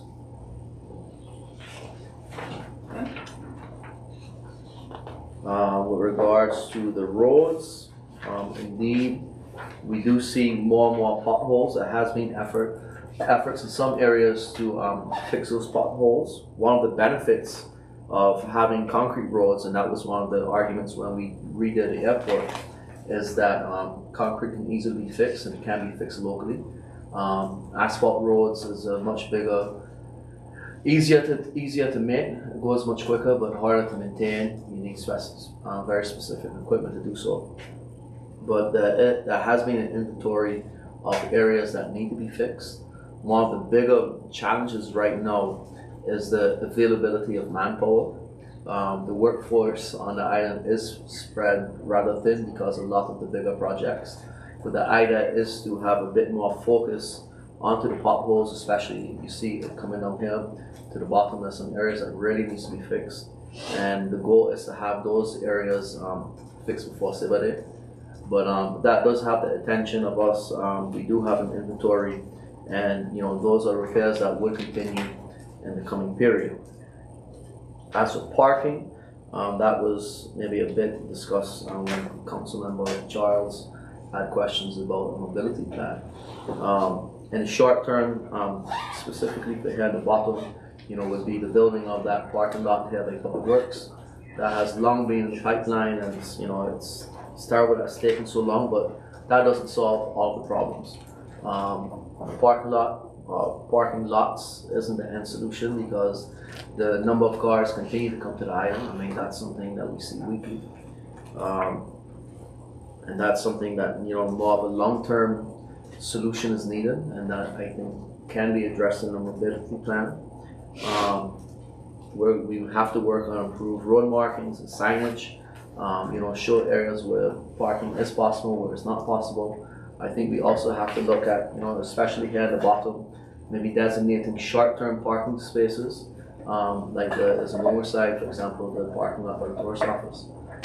Maybe those are, possibilities to ease the current load, because right now it's pretty extreme. You have cars that don't move, that's just sitting there for even days at a time. So that's something that we should explore. Something else for me? I believe those were my areas. The next one is about personnel costs, but that will be covered. Yes. Okay, thank you, Commissioner Zavers. I just have one follow-up question. And it's about the parking lot in the bottom. If you could just please clarify how exactly that will be utilized once it's completed. Will it be public parking, government parking, or whatever? The initial plan is that it will become government parking, at least during the 8 to 5 periods, Monday through Friday. And I think how that alleviates some of the stress in the different parking areas along the road and the other parking lots. But that's at least the initial idea. We go from there. Does anyone else have any follow-up questions pertaining to the responses given by Commissioner Zavers?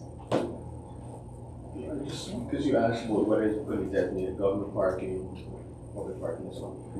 I'm just wondering how we look at encouraging, persons not to bring a car to work. I mean, pretty much most people have fixed hours here at building and in other places as well. And a possible solution might be that we encourage persons to take a bus or so on to work. Has that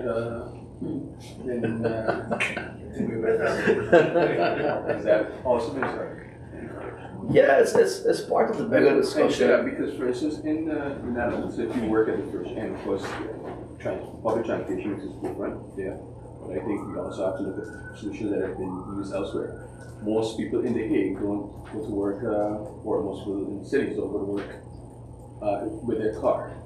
They go via public transportation, and then they reimburse or compensate to some degree for that. So that is a model that we can use as an example. Yeah, that's part of the bigger discussion. I don't think it's realistic to expect that we roll out a public transportation system and then within a few months everybody's on board and it's fully trusted and everybody's using the bus. Comparing how it works currently on Saba versus how it works in The Hague and any other municipality, I think is quite different. I mean, those public transportation has existed for decades, and it's often cheaper. It's not often. It's mostly cheaper to use public transportation than what it is to pay for parking, for example, or even to buy fuel in the Netherlands. I think that's part of a culture change where we have to get people motivated. That maybe there needs to be some sort of incentive to make use of the bus. But then also people want to have that flexibility. If something happens by the school, they want to be able to jump into their car and drive to the school. If they need to go to the shop, you just want to be able to jump. It's all about living in the moment. And that's somewhat limited with the current schedule and the availability of the buses that we have.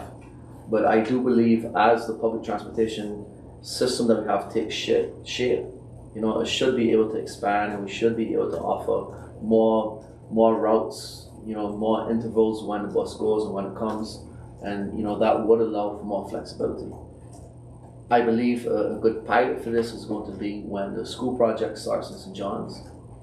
It's unrealistic to think that the current traffic situation can remain as is, especially during construction, where every teacher, every member of staff, brings a vehicle to work.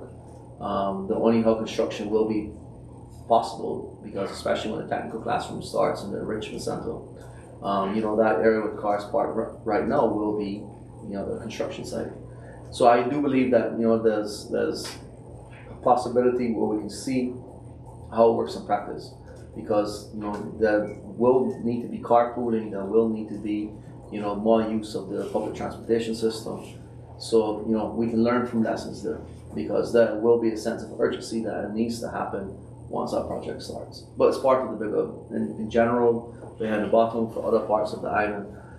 Me, you, other members of government that take our cars to work every single day, it needs to be part of a broader discussion.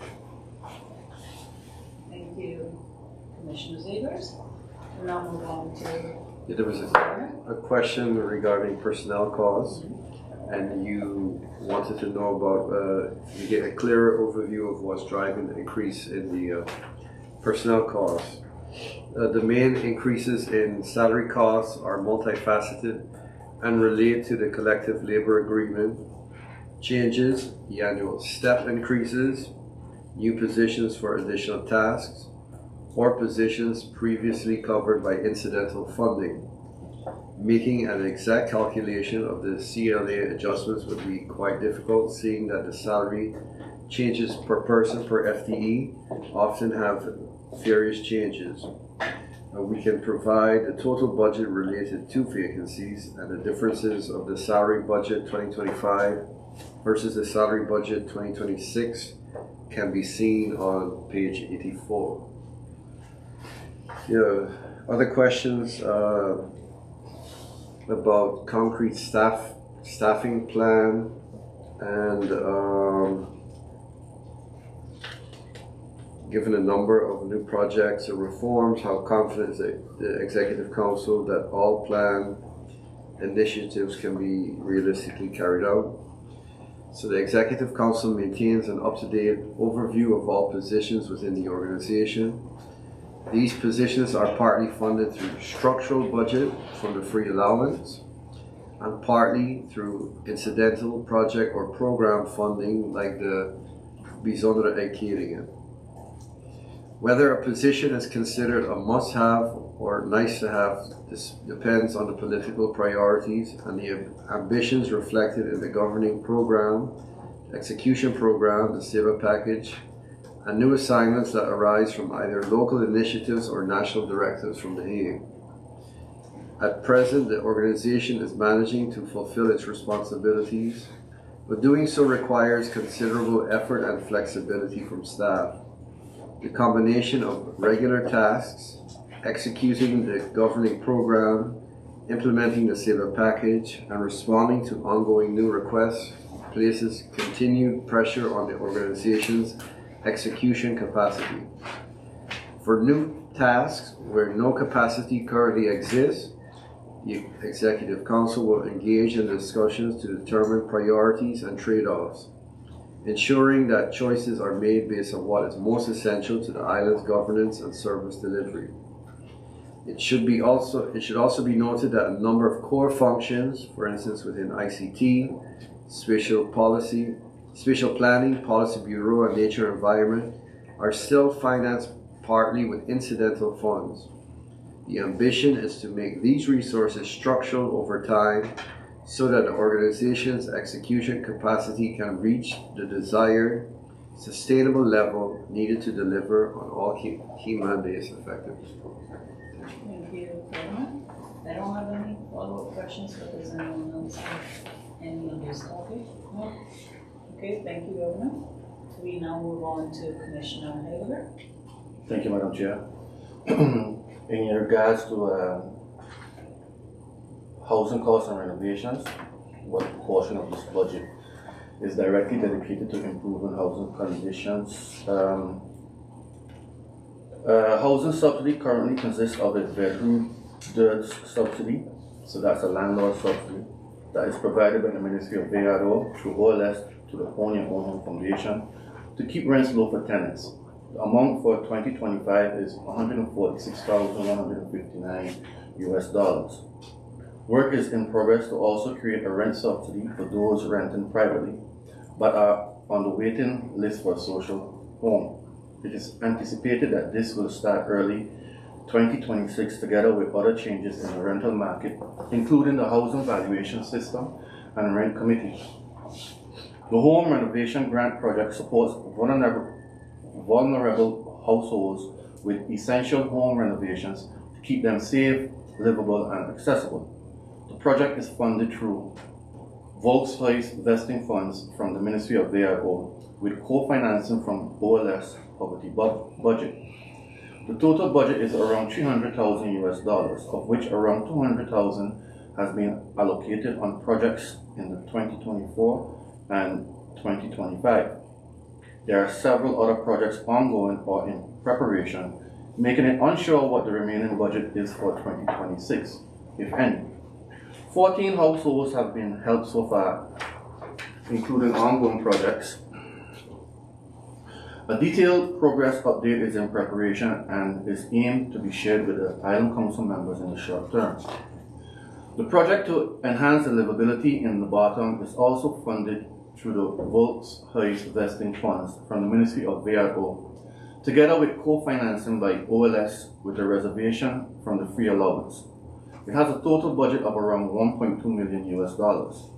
The project aims to bring dilapidated homes in the bottom back into use, while also improving public space. The application for the funding aimed to improve 5 dilapidated cottages and create 10 new homes. The project is in early stages of development with communication and public engagement aimed to start in the short term. Regarding new housing construction, a proposal is added to the Island Council agenda of today, October the 16th, to request an interest-free loan to construct 7 owner-occupied homes on a plot in the range in the bottom. This will also be supported by a subsidy from the Ministry of VRO.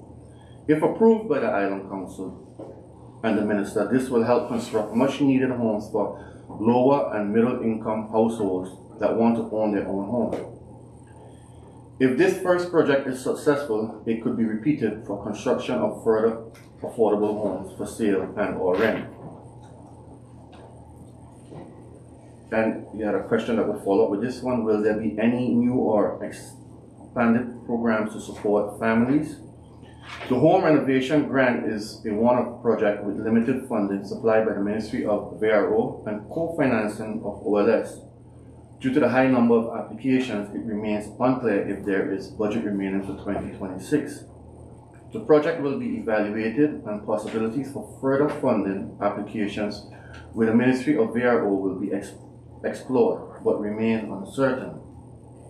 Regarding rent, the aim is to create a rent subsidy scheme for tenants on the private market who are eligible for a social home but have to rent privately.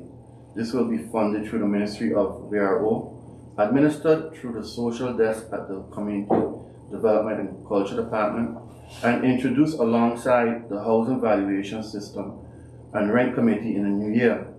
Final details are being worked out with the Ministry and the Island Council will be updated on this progress.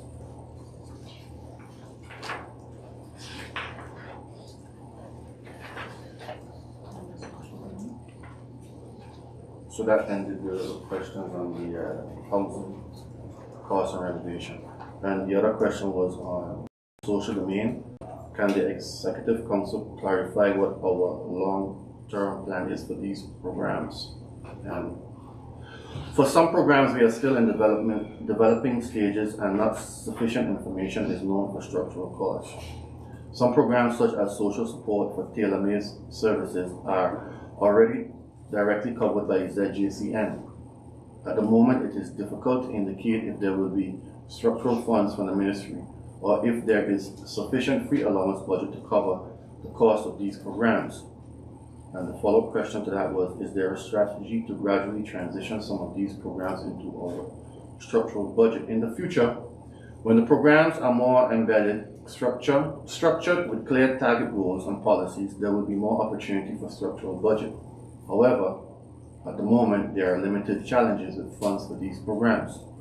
There is high commitment from the partners at the ministries to continue with funds. Thank you, Commissioner Hager. First, on the social domain, it's good to hear that the commitment remains there from, of course, both our government and the ministries. So I'm glad to hear that because, of course, these are vital projects for our community and it really benefits families, especially. I don't have any follow-up questions for the social domain. I just have a follow-up question on the housing. You mentioned briefly a waiting list for social homes. By chance, do you know approximately how many people are still on the list waiting for social homes? If I'm not mistaken, I think it's in the area of 35 to 40. But those are families, right? Okay. 20? 20. I'm not sure. And the next follow-up question to that, are these people currently also then being assisted until there is an additional alternative for them? And I mean by assisted with rent and those type of things? For the most part, some of them are. And different assistance is also given to them. For example, you need like a refrigerator or a stove or something, client-wise, you get the assistance. Okay. But once they are registered, Just yes. All right, and then for any additional questions concerning the renovations, you mentioned that we would receive a report in the short term, so I'll just wait for that report to have any follow-up questions. Okay. Does anyone else have any more questions based on Commissioner Hidega's responses? I just have one. As a follow-up to housing. You mentioned a number of initiatives being taken to lower the cost of housing, and I commend you on that because I think housing is probably one of the biggest issues affecting the island right now. I think even recently I was contacted by somebody, their child was coming to the island to go do an internship and they couldn't find a house. So it really is a struggle on the island finding a home. And even worldwide as a concern. But one of the things that we have discussed in the past is that the cost of construction, in particular, a major part of that construction cost is the construction of a system. And that needs to be alleviated in some way. I didn't hear that touched on in the remarks that you made. And I'm just wondering if that's something we're still taking into consideration, and if so, how are we doing that? It is something that is still being considered. I think previously, and this is dates back to my term serving in the council, we brought this forward on numerous occasions, and it also included not just this system, but also assessment. Some assistance, especially assessment, back in the days that used to be given, that come to an end. But regardless of what, it is still being considered, because I know personally when it comes to constructing a system, most of the time it's being constructed on the amount of gallons that the system could actually hold. So if it's a system that is 50,000 gallons, it's $50,000 just to construct it. And in today's times, $50,000 can take you a long way if you didn't have to construct a system. But this is something that we need to have an island because there is no running water that goes directly to the homes. I know that I had a discussion with that council member, Wilson, 2 days ago, and I mentioned to him that, the project that the proposal that we have for the interest-free homes that we want to build, I find it that we should have, when this comes into effect, that we should also try to get the water line connecting to these homes somehow via, and that would help not to alleviate the cost of not having a system, building a system, but also help with the tenants when it comes to wanting water replacing the system. But it's something that's down the road for us to have a discussion about. But yes, I do agree with you that helping to alleviate the cost of constructing a system, individuals that want to build is what we need to do. Just wondering if you have a time frame, because, you know, you mentioned even during your time in council, as a discussion we had, and I know it's not something that's sort of tossed aside, but I also do see also reflected in the various proposals and plans. And I'm just wondering what is our plan's approach in terms of how we want to address it. And the reason for that is because something you mentioned, why I think this is important, is because actually the homeowner now is bearing the burden that other residents on other islands don't have to bear. And in particular, I mean Ordinance and the station, because there are mechanisms to connect you to a water supply infrastructure. And because of the topography and so on, say, but that would be very, very difficult. I understand that, but that means the homeowner has to bear it. And that limits, for instance, if you go to a bank, you have to include all of that into your loan request, and that drives up the cost of the loan that you have to ask for. So I think, you know, we really need to look at how can we make home ownership more affordable and accessible. We try to assist with the land and all those things, but I think this is also needs more attention, and I hope that the plans are on the table to develop. I do agree with you.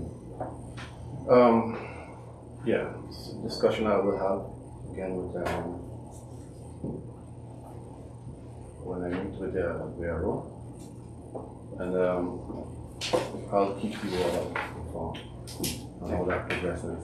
Because yeah, if individuals can get assistance, especially helping to build a system, it takes away from that amount of building a home. Because yeah, a system is important. You know, the other day, I think I was having a discussion with one island council members from Station. They were telling us that the individual was saying that they do have the water connection coming to their homes, but they still have to revert back to building systems. I also heard about that, more and more people's building systems. So, you know, and that is very costly for them. So yeah, I do agree with you that we need to sit at the table and have this discussion, find ways of helping individuals that want to build a home to alleviate that cost, high cost, especially when it comes to systems. Okay, thank you. Do anyone else have any follow-up questions? No? Okay, then that concludes my question.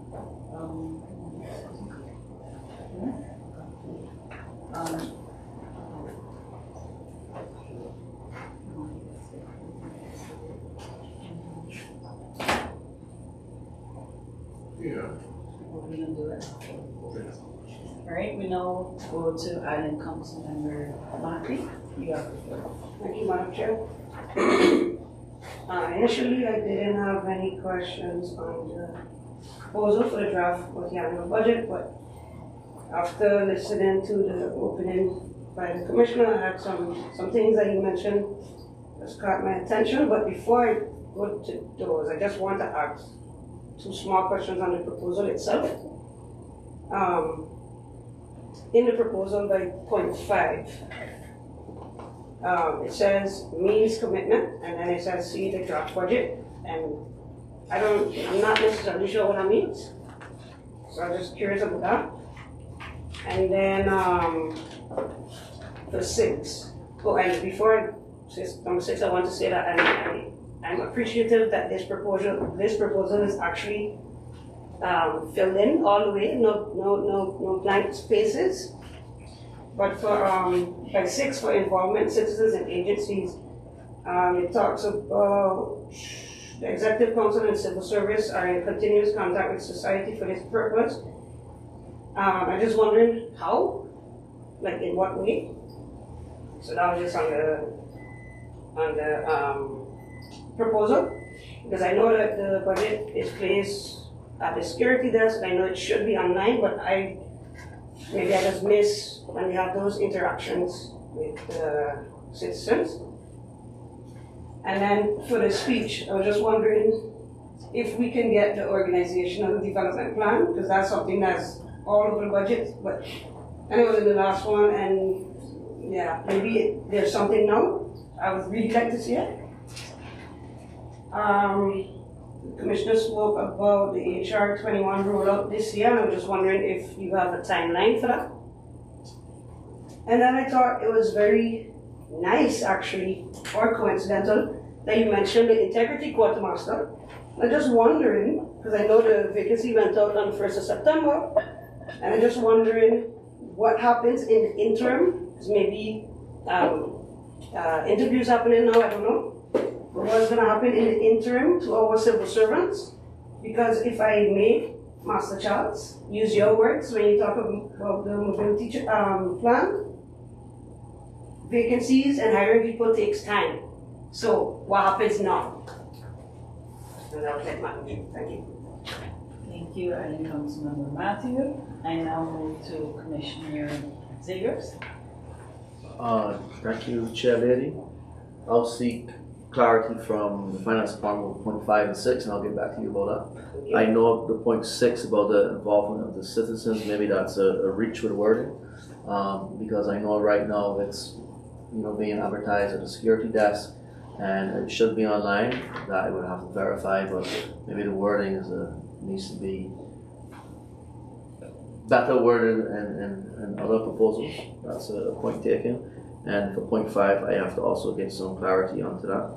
About an organizational development plan, that's something that can be shared with the council. HR 21, that's just something that's in the budget, it's not necessarily my portfolio, but already it has been applied to numerous positions within the organization, especially when things are being reevaluated or there's maybe a dispute about a salary scale.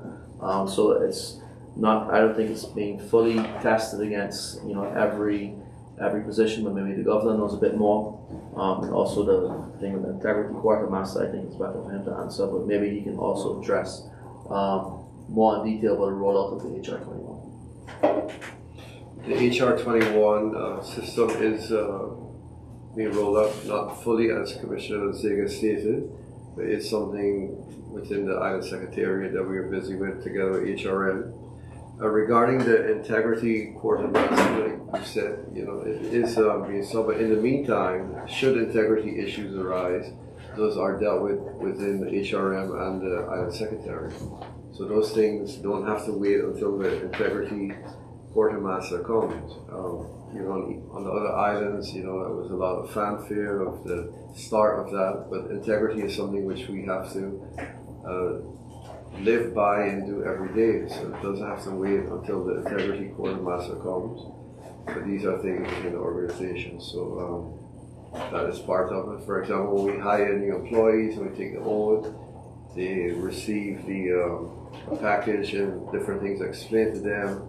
They have to take the oath or the promise, and they have to read through that and sign and agree to that. So those are different things that have to be ongoing, but within the organization as well. The different domains, the department heads or the managers have to also, be put in place to discuss things with their workers, their employees, what should or should not be done and such. So those are things that are ongoing. Thank you, Governor. Do you have any follow-up questions? Thank you, Madam Chair. But for the HR 21 rollout, I understand that it's already being applied, but is there a timeline? I'll have to get back to you. And with the integrity issues or matters that arise and people go to HR and the Secretary's office, do you know how that goes, how well that goes? Because from what I'm hearing, it doesn't go that well. Or people just don't go. But do you know? Well, we can we can elaborate on that, exactly the process of how that goes. But we also have a confidentiality advisor that people can feel free to go to. So there are mechanisms which were not in place a year or a year and a half ago. So our things are in place, but if there are signals which persons do not feel comfortable with, then yeah, I find that regrettable. But at the same time, they can approach wherever, but they need to approach it within the organization. So they should feel free to be able to do that. Any, can we conclude? I just, I can follow up on that because you mentioned, I think, of course, because it's a small community, that there are people, of course, that feel that they always can't share everything in one place or at a time because of just how things go. And I think that we do have a responsibility to ensure that all persons feel that they can, there is a safe place. No, I agree with that. I agree that there has to be mechanisms, but at the same time, it's a two-way street. So, we have it's a three-way street, like Brody always says, it's three sides to a story. But, we have to some which we come up with that for all persons in the organization, from public works, sanitation, to even policy workers. So it's across the board. Can we get an information market to discuss this further? Because I think it's a serious issue that the council raises, and I think it needs to be addressed. Yeah, that's good. Good proposal. I just would like to maybe just ask a question, because last week there was, I believe it was last week or the week before, there was a delegation here about integrity. They interviewed me about my thoughts and how I thought it should be developed. And this is more of a scheme for the islands and not necessarily something specific for Saba. Did they meet with the Island Council? Okay. Okay, thank you. Can we conclude now on this agenda point? Okay, so now to conclude on agenda point 6, I would also like to ask the council if we can conclude that the draft multi-annual budget 2026 to 2029 will be a hammer piece for the Island Council meeting, or is further deliberation needed?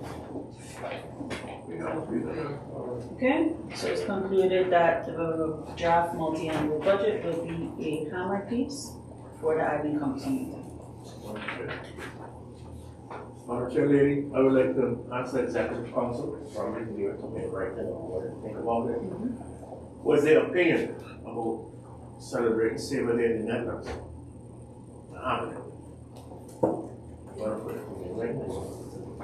So you're asking for a commitment? Yeah. So Island Council Member Wilson is asking for a commitment for Saba Day in the Netherlands. We'll start the plan for it, and I'll let you know as the process goes along. How it's going. I'll reach out to community development culture.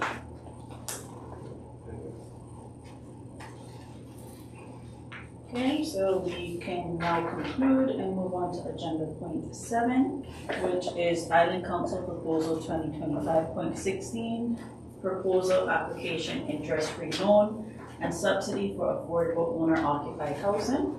I now turn the floor over to Commissioner Helliger, who will read the proposal. Thank you, Madam Chair. As Commissioner responsible for housing, I'm pleased to present this proposal application interest-free loan and subsidy for affordable owner-occupied housing, one that directly responds to the growing need for affordable homes and the desire of many Saban families to own a place they can truly call their own. This proposal seeks the Council's approval to apply under Article 89 of the FinBest for an interest-free loan and subsidy to develop 7 affordable owner-occupied homes at the range in the bottom. The goal is simple: to make home ownership possible for lower and middle-income Saban families who want to build their future here, but who currently cannot afford to buy or build under the market conditions we face today. In recent years, we've made real progress in social housing, most recently with the completion of Phase 2 of Under the Hill. The next step is helping families move into affordable home ownership, which will also free up rental homes for others in need. This initiative supports the goals set out in the letter of intent on housing and spatial planning between the island and the national government to realize around 50 affordable homes by the year 2030. The public entity already owns the land, and the business case confirms that this project can move forward without drawing on the local budget. The loan and subsidy together will cover the construction costs and make the sales prices truly affordable. To proceed, Island Council approval is required before we can submit the application to the Minister of Housing and Spatial Planning through the CFD. The ministries of VRO, BZK, and CFD have all been closely consulted during the preparation of this proposal. Our aim is to submit it before the end of October, while funding is still available this year. In short, this project is about investing in Savon's future, creating stability for working families, strengthening our community, and delivering on the housing commitments we've made together. I therefore recommend that the Island Council approve this proposal so that we can move forward with the application and make these homes a reality. The Island Council was given a presentation of this most recently, and it was a presentation and a market information session. In ending, I would like to thank the team, and that's all who was involved, who worked tirelessly putting together the business case for this request in minimal time. There was not much time for this request to be made, so I would like to thank everyone that was involved and look forward to your approval when the time comes around as Island Council. Thank you, Commissioner. And I'll look to the Island Council members to see if there's any questions, discussions on this agenda point. I think we have the last round. Any questions? Yeah, on this agenda point. I have a question. Thank you, Madam Chair. Just a quick question, because we did have the information market. I think it was clear. There was a conversation about possibly tweaking not the application, or maybe the application, I can't remember. But just wondering if we pass this today, if it could be revised before submission, or the revision would be after it's submitted, if necessary. That's the application. If you can revise it after you pass it, Yeah. Or it would have to be. yeah, it can be done. So I think from what I understood is that the Island Council needs to send in the request, and then if need be, I think it is still possible to look into this. Yeah. But without the request from the Island Council, we cannot continue. Thank you. Madam Chair, lady, nothing is free anymore. Let me start with, this is not the first time that this thing has come up with free interest loans. Commissioner Sagers can recall we had it for the Fort Bay Road at the time, also the parking lot on the roadside. So everything comes out with it. You know, and it's a home that we do need home. We have land there, and the infrastructure is there already. I did some research last night. I have so many papers there, and I came up with a plan that we have when I was in office there then as commissioner to purchase the property from Mr. Scuderia Peters and to put in the infrastructure. You know, the roads, and it would contain from the road and the range going straight across, and it would be 20-something lots, you know. And we send it on, just to compare, we send it on to the pension fund, remember Commissioner Sagers, and to finance it. And they made a breakdown, which we received. And the homes was, to put in the infrastructure and to build the homes and everything, one home would have come up to $350,000 to $400,000. So we backed up at that moment, and he told me the reason why, if we could have gotten funding from the Netherlands and elsewhere and put in the infrastructure Also, the price was included, purchase this property, that way everything is expensive. So what I'm trying to say here now, I went through the business plan, yeah, that was business plan and all that. Yeah, you know, I also questioned from the yesterday about with something, what I would like to see. We have maintenance plan, operational or expense and all of that thing. What I'm trying to say to the council, we ain't going to get out of this. Homes. Station just have to take a loan of 4 or 5 million to do the homes there, Golden Rock and that area and thing. And the Zal warning is not coming back in anymore. Not for now, they have invested already, enough already, and they want to lie low. And this is the only way now we're going to get funding. It's thoughtful, yes, but it's not all the way out. Thank you. No, I think basically the last round we can express our concerns for affordable housing, and this is an attempt to address it, or an initiative rather to address it. Thank you. So that will conclude agenda point 7. I would like to ask the council if we can conclude that this will also be a hammer piece, or is further deliberation needed in the item council meeting.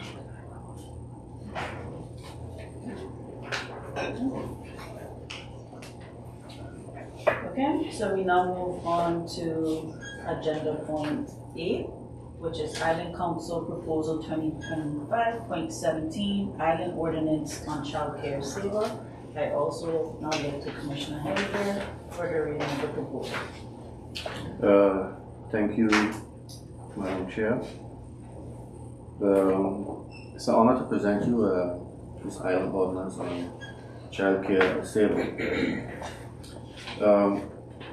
The Best for Kids program aims to provide high quality, safe and affordable child care for all children in the Caribbean Netherlands, so that each child can develop their full potential.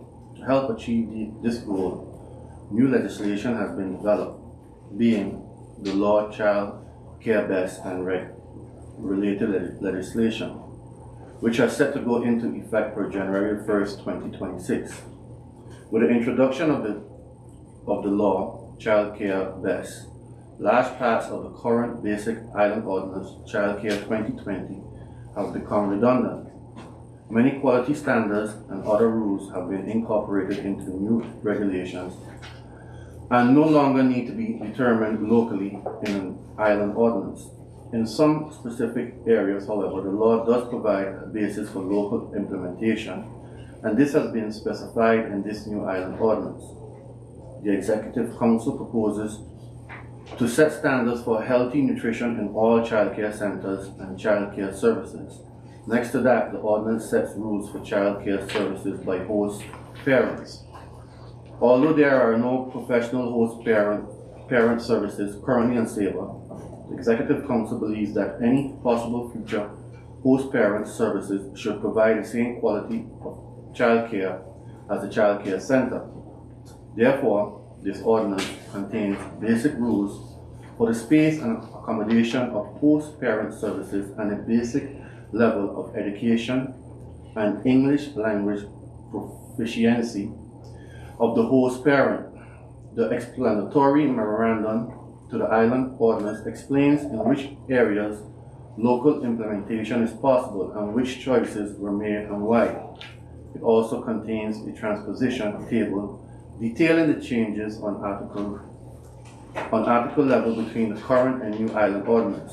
This new Island Ordinance is the last part of the complete set of new legislation on child care on Saba, and compliance to this will be inspected annually by the Inspectorate of Education and Local Inspection.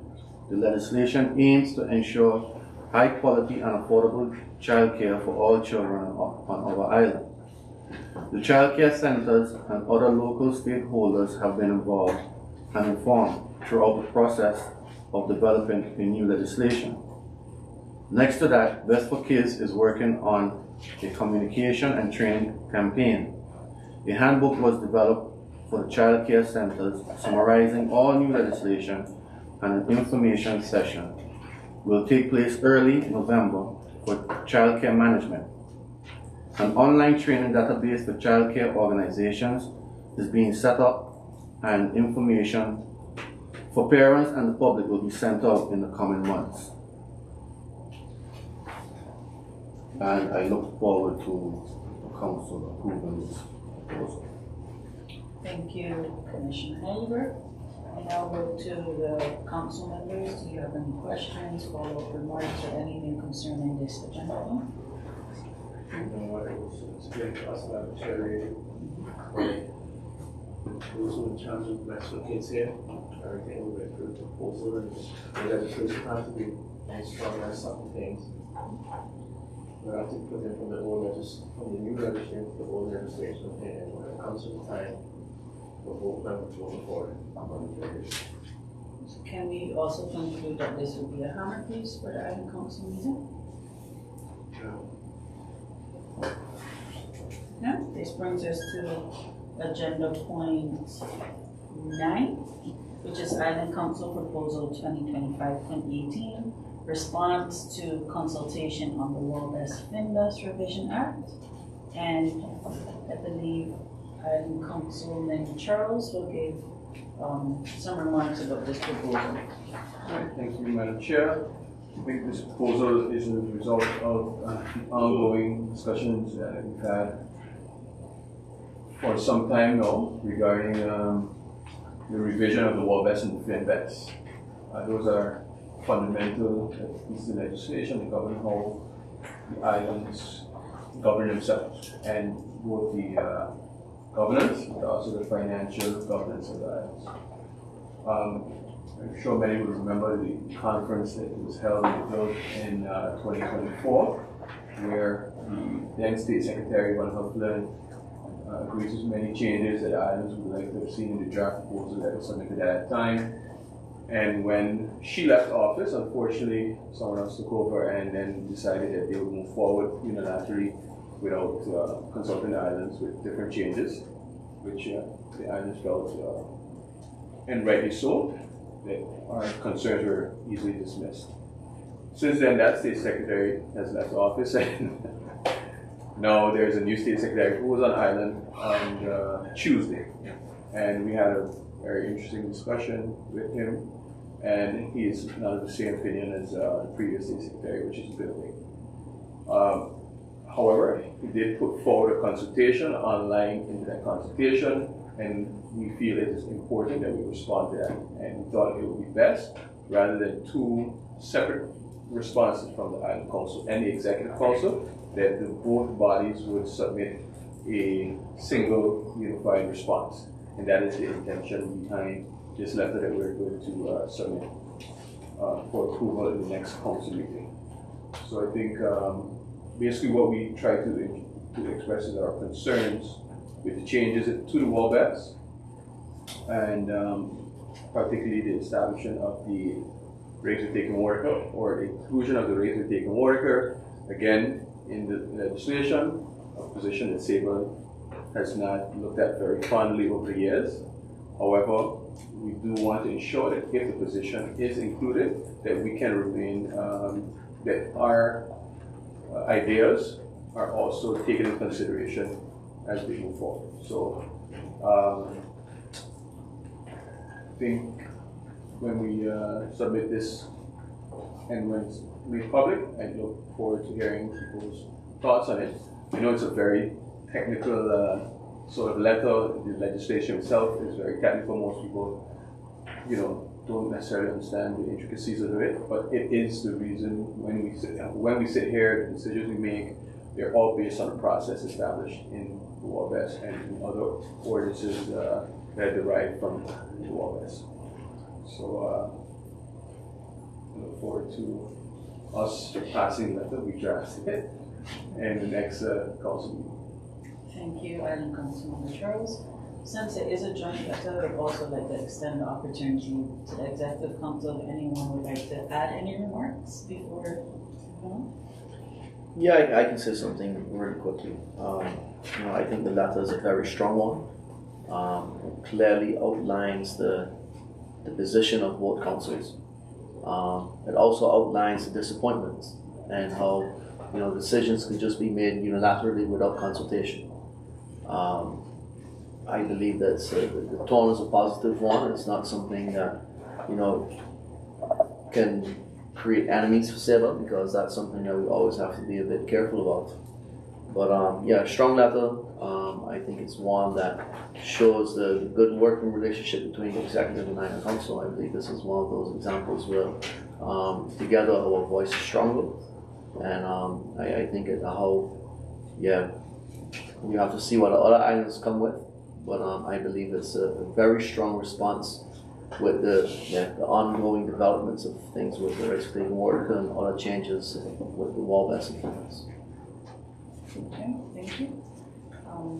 So since it is our letter, I would also like to see us notify on the piece in the next meeting.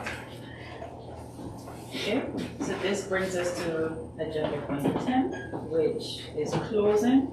Before closing, I would just like to make conclusions, to reiterate them, of today's Central Committee meeting.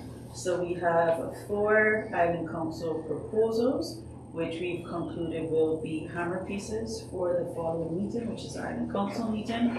And these 4 proposals are the draft multi-annual budget 2026 to 2029, the proposal application interest-free loan and subsidy for affordable owner-occupied housing, the Island Ordinance on Child Care Saba, and the response to consultation on the Wall-Best Finvest Revision Act. So at this time, I would like to thank you all for joining the Central Committee meeting of today, October 16, 2025. After closing this meeting, we will take about 5 minutes to transition into the Island Council meeting, where further agenda points will be discussed. So with this again, thank you, and meeting closed.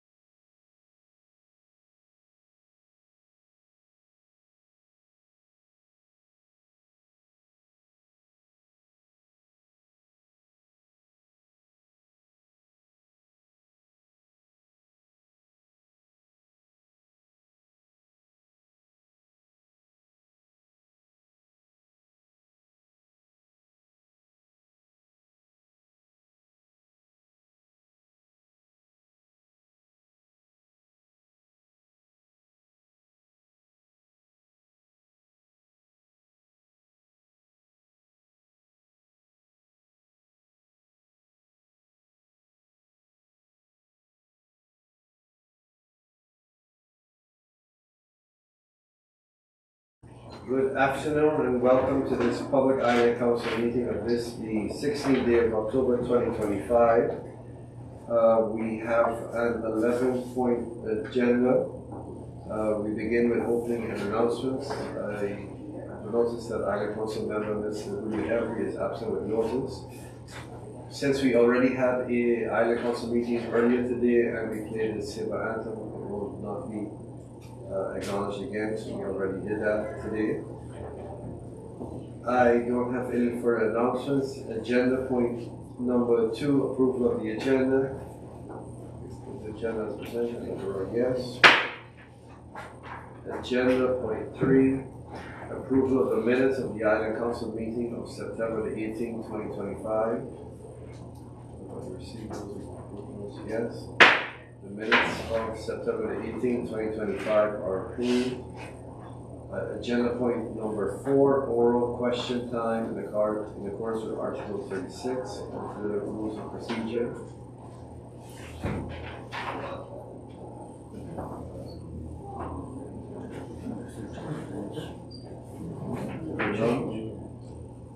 We continue then with agenda point number 5, Island Council incoming and outgoing correspondence list. So we begin with 5.1, incoming and outgoing correspondence from August the 30th until October the 3rd, 2025. We then go on to 5.2, Executive Council decision list. 5.3, written questions to the Executive Council in accordance with Article 35. And then 5.4, answers to written questions to the Executive Council. We continue then to agenda point number 6, Island Council Proposal 2025 number 12, the draft multi-annual budget 2026 until 2029. This was thoroughly discussed in the Central Committee meeting, and the proposal is to approve the budget and to take note of the multi-year forecast 2026 to 2029. In the Central Committee meeting, it was agreed that it would be adopted without a roll call vote. I looked around if you want to agree with that. Yes, so Island Council Proposal 2025 number 12, the multi-annual budget 2026 until 2029 is adopted without a roll call vote.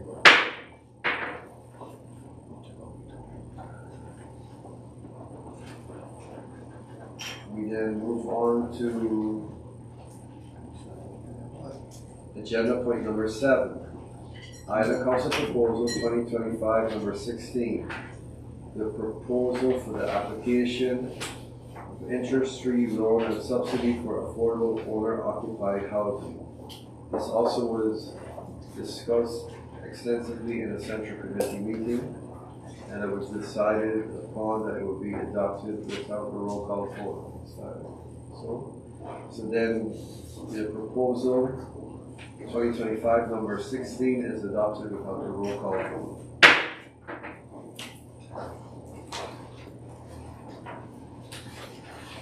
Agenda point number 8, Island Council Proposal 2025 number 17, Island Ordinance on Child Care Saba. This was also discussed in the Central Committee meeting, whereby question proposed and answered. Again, I asked if this can be adopted without a roll call vote. Yes. So, Island Council Proposal 2025 number 17, Island Ordinance on Child Care Saba is adopted without a roll call vote. Agenda point number 9, Island Council Proposal 2025 number 18, response to consultation on the Walbest Finbest Revision Act. This was also brought forward in the Central Committee meeting, and this is a response to the consultation on the changes and amendments to the law. And Island Council Member Mr. Vito Charles, he explained it. And this is also something which will be, after this meeting, if it's approved, it will be published on the various communication channels that the public in general can read it, but it'll also be sent to the website, and then it's internetconsultatie.nl. And all those reactions are public, so if you can go to that, if anyone wishes to go to our website, they can see what persons have responded. So even individual persons can respond to this internet consultation regarding the laws. So back to this proposal 2025 number 18, the joint response to the consultation. It's also agreed that it would be adopted without a roll call vote. Is that so? Yes. So Island Council proposal 2025 number 18 is adopted.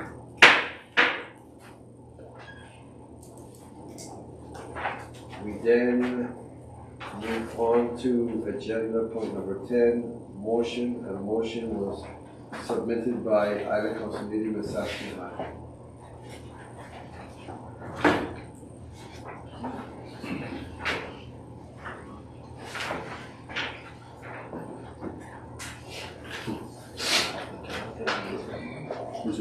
Thank you, Mr. Chairman.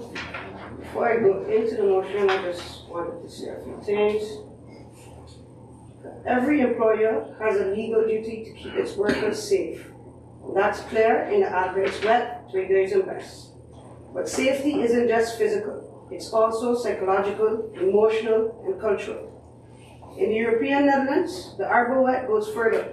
It requires psychosocial safety, clear reporting systems, and prevention plans.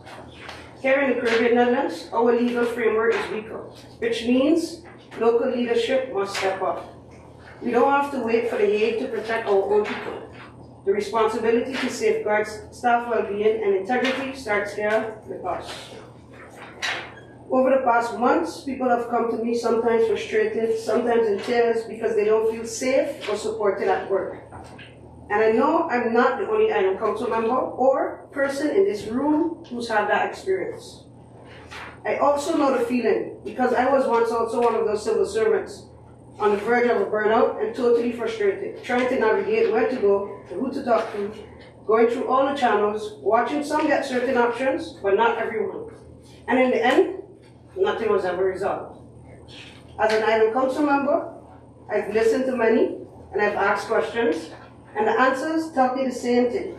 And I previously asked some questions in the previous meeting. There is no safe, trusted way for staff to raise concerns without fear of repercussions. And then things end up on Facebook or get spoken about publicly, and we act surprised. But that happens because people don't trust their managers, HR, or the Island Secretary's office to handle it safely internally. And that's the reality that we're dealing with. Yes, we have a confidential advisor, but without a proper reporting structure or safe spaces, that role is just something that we can say exists. Right now, it's actually functioning more like a therapist's office. And I know this too, not just because of what others have shared with me, but from my own personal experience. And don't get me wrong, there is absolutely nothing wrong with that. Mental health support matters, especially when people spend most of their lives at work. But the problem is that if everything stays private, there's no reporting, no trend analysis, no early warning signs, and leadership is left in the dark. Some employees have expressed concerns that information might be shared with their managers. I can't confirm that, but the fact that these perceptions exist is a problem. We need a structure that allows both to coexist. A safe, trusted space for personal support, and a clear, confidential reporting mechanism that works. The Integrity Quartermaster is supposed to help build those structures, but while we wait, people are working under stress and uncertainty.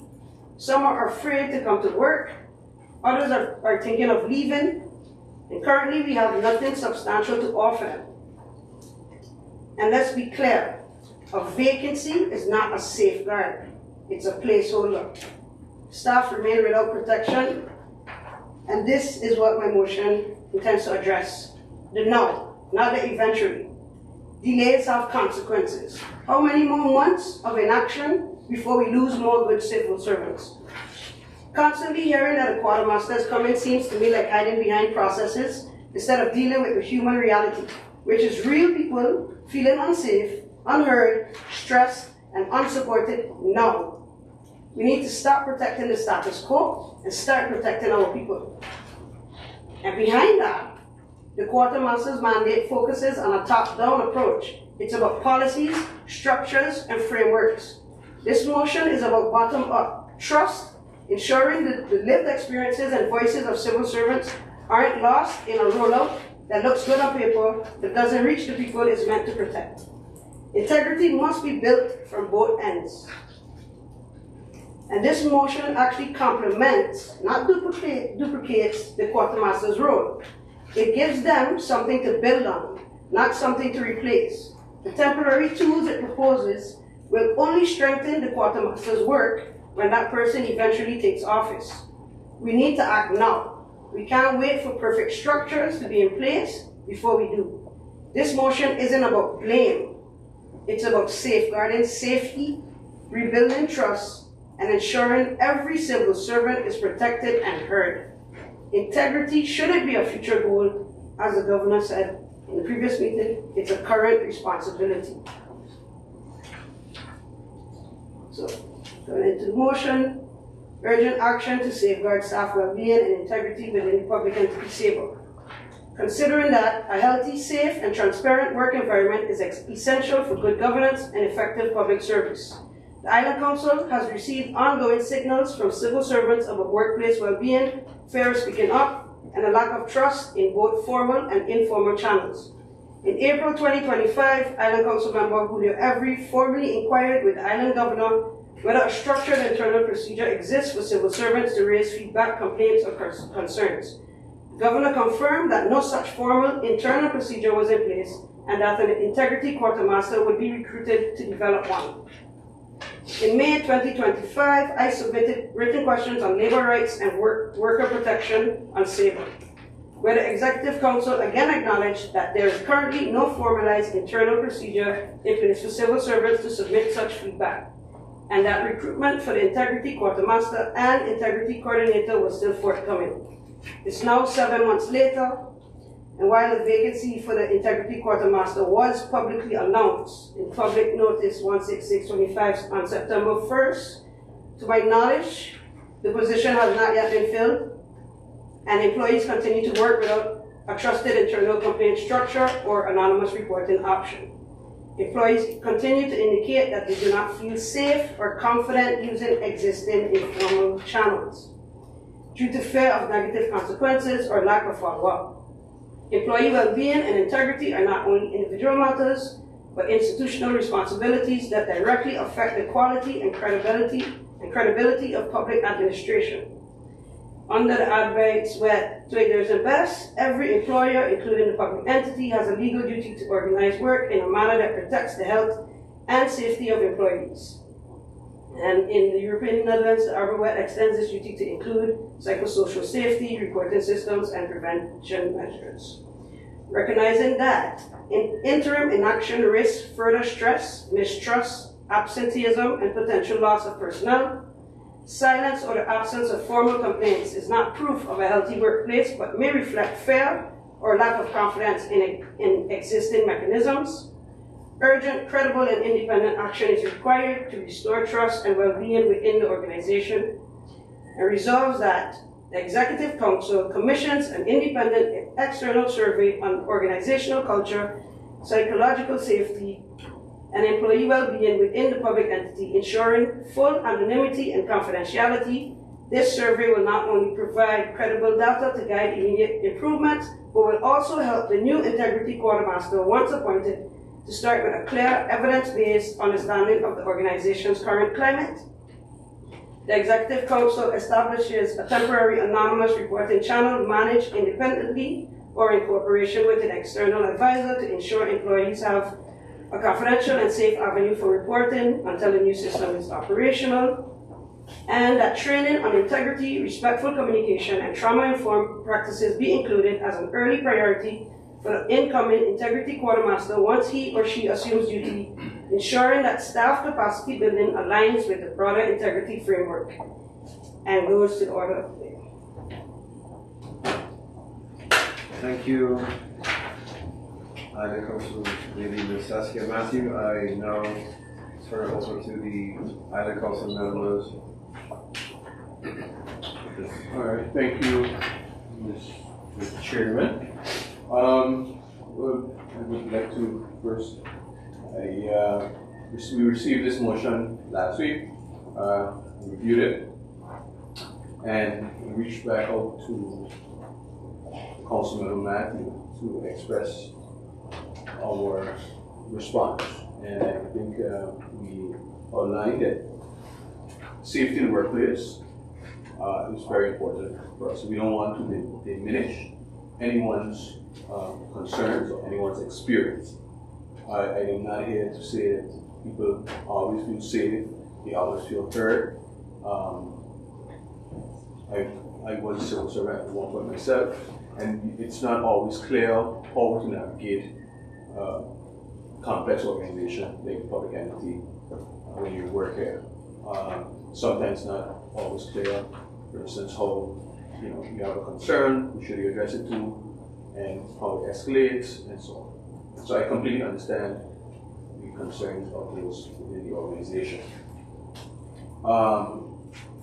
However, what we shared was that we recognize that the Executive Council also takes this seriously, and that is through the establishment of a quartermaster for integrity, something that we feel is very important. So when we started the budget, we felt that was a process that was being put in place, and it was important that process was allowed to unfold before we take an additional step, such as approving a motion such as this, which would run parallel or could run parallel to the establishment of the Integrity Quartermaster's office. And I recognize that that isn't going to solve everybody's problem immediately.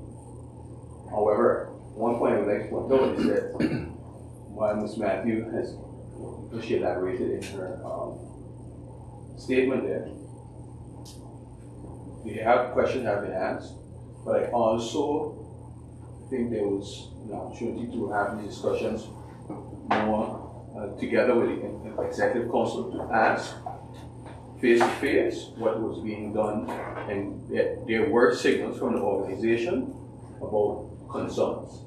I think that's important, that we sit down to a table, because we don't only legislate in this hall, there are other mechanisms in place where we can have discussions, and I think those channels should also be used so to express urgency for the various situations. Because I think that's the persons who respond or who come to us also expect that we're going to use the right channels to assist them.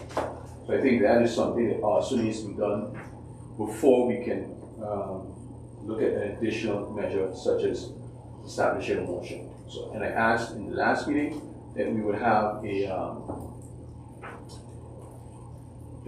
information market, and I would like to ask once again that that information market be held as soon as possible so we can discuss these concerns and hear what the organization what are the plans of the organization to address these urgent concerns as Ms. Matthew has mentioned. With that in mind, we have decided not to support a motion today, and we do look forward to collaborating and cooperating with Ms. Matthew as we move forward with this difficult but arduous task.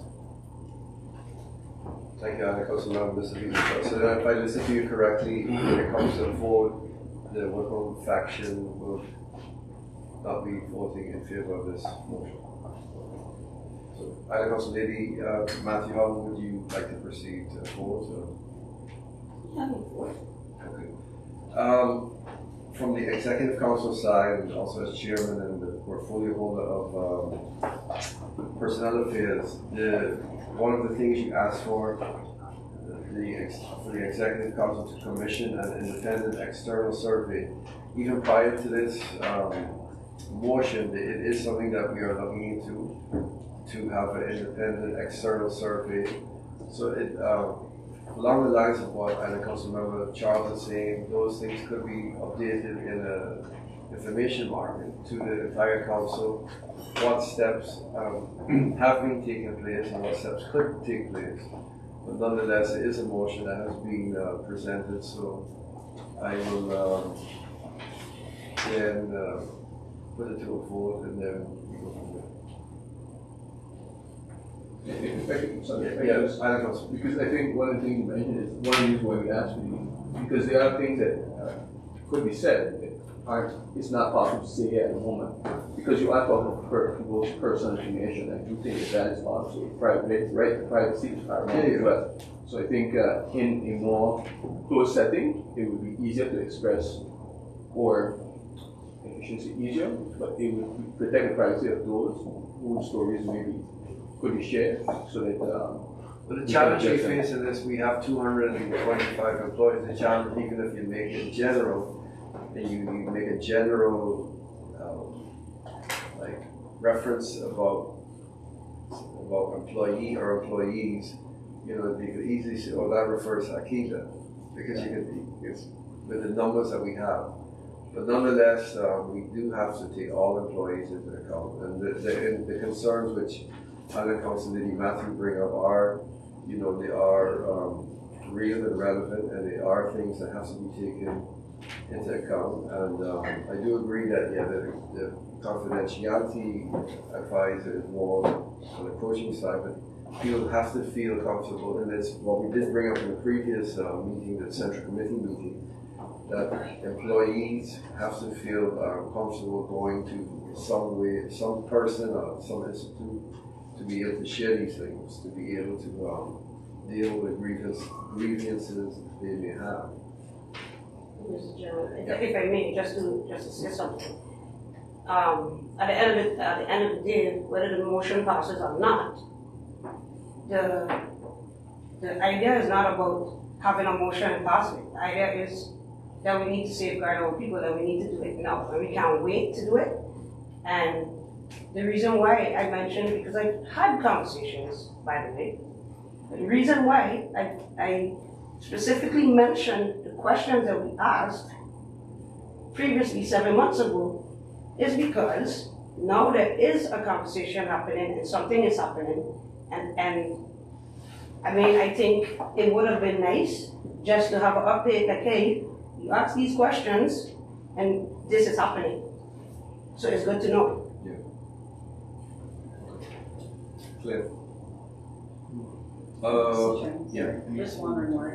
Of course, seeing the urgency of this, how soon do you think we can have the information? Well, next week we can get more information, and together with, we have a triangle. So anyhow, we have our meeting with the registrar and the Island Secretary. We can, you know, come to the date, but it has urgency, so it's really soon as possible. And just ask you, Yeah. because clearly there's a And lot then happening, yeah, so that we can all be on the same page. And then we would also have to be supported by HRMs to make sure all the important stakeholders are at the table for information. Okay.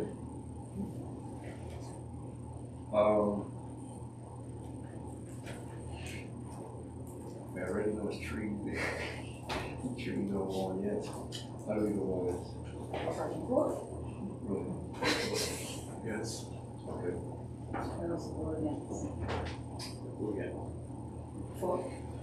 With that, we have 3 votes against and 1 vote for, so the motion is not passed. But nonetheless, it will. The issue is, and the subject is relevant, and it will be dealt with in a subsequent information meeting. So with that, the motion did not pass. We now move on to agenda point number 11, the closing. I thank everyone for your presence here today. We stated that we would stop around this time and we kept to it. So I thank you all for your presence. Have a good day further and a good week. Thank you. Week is up close.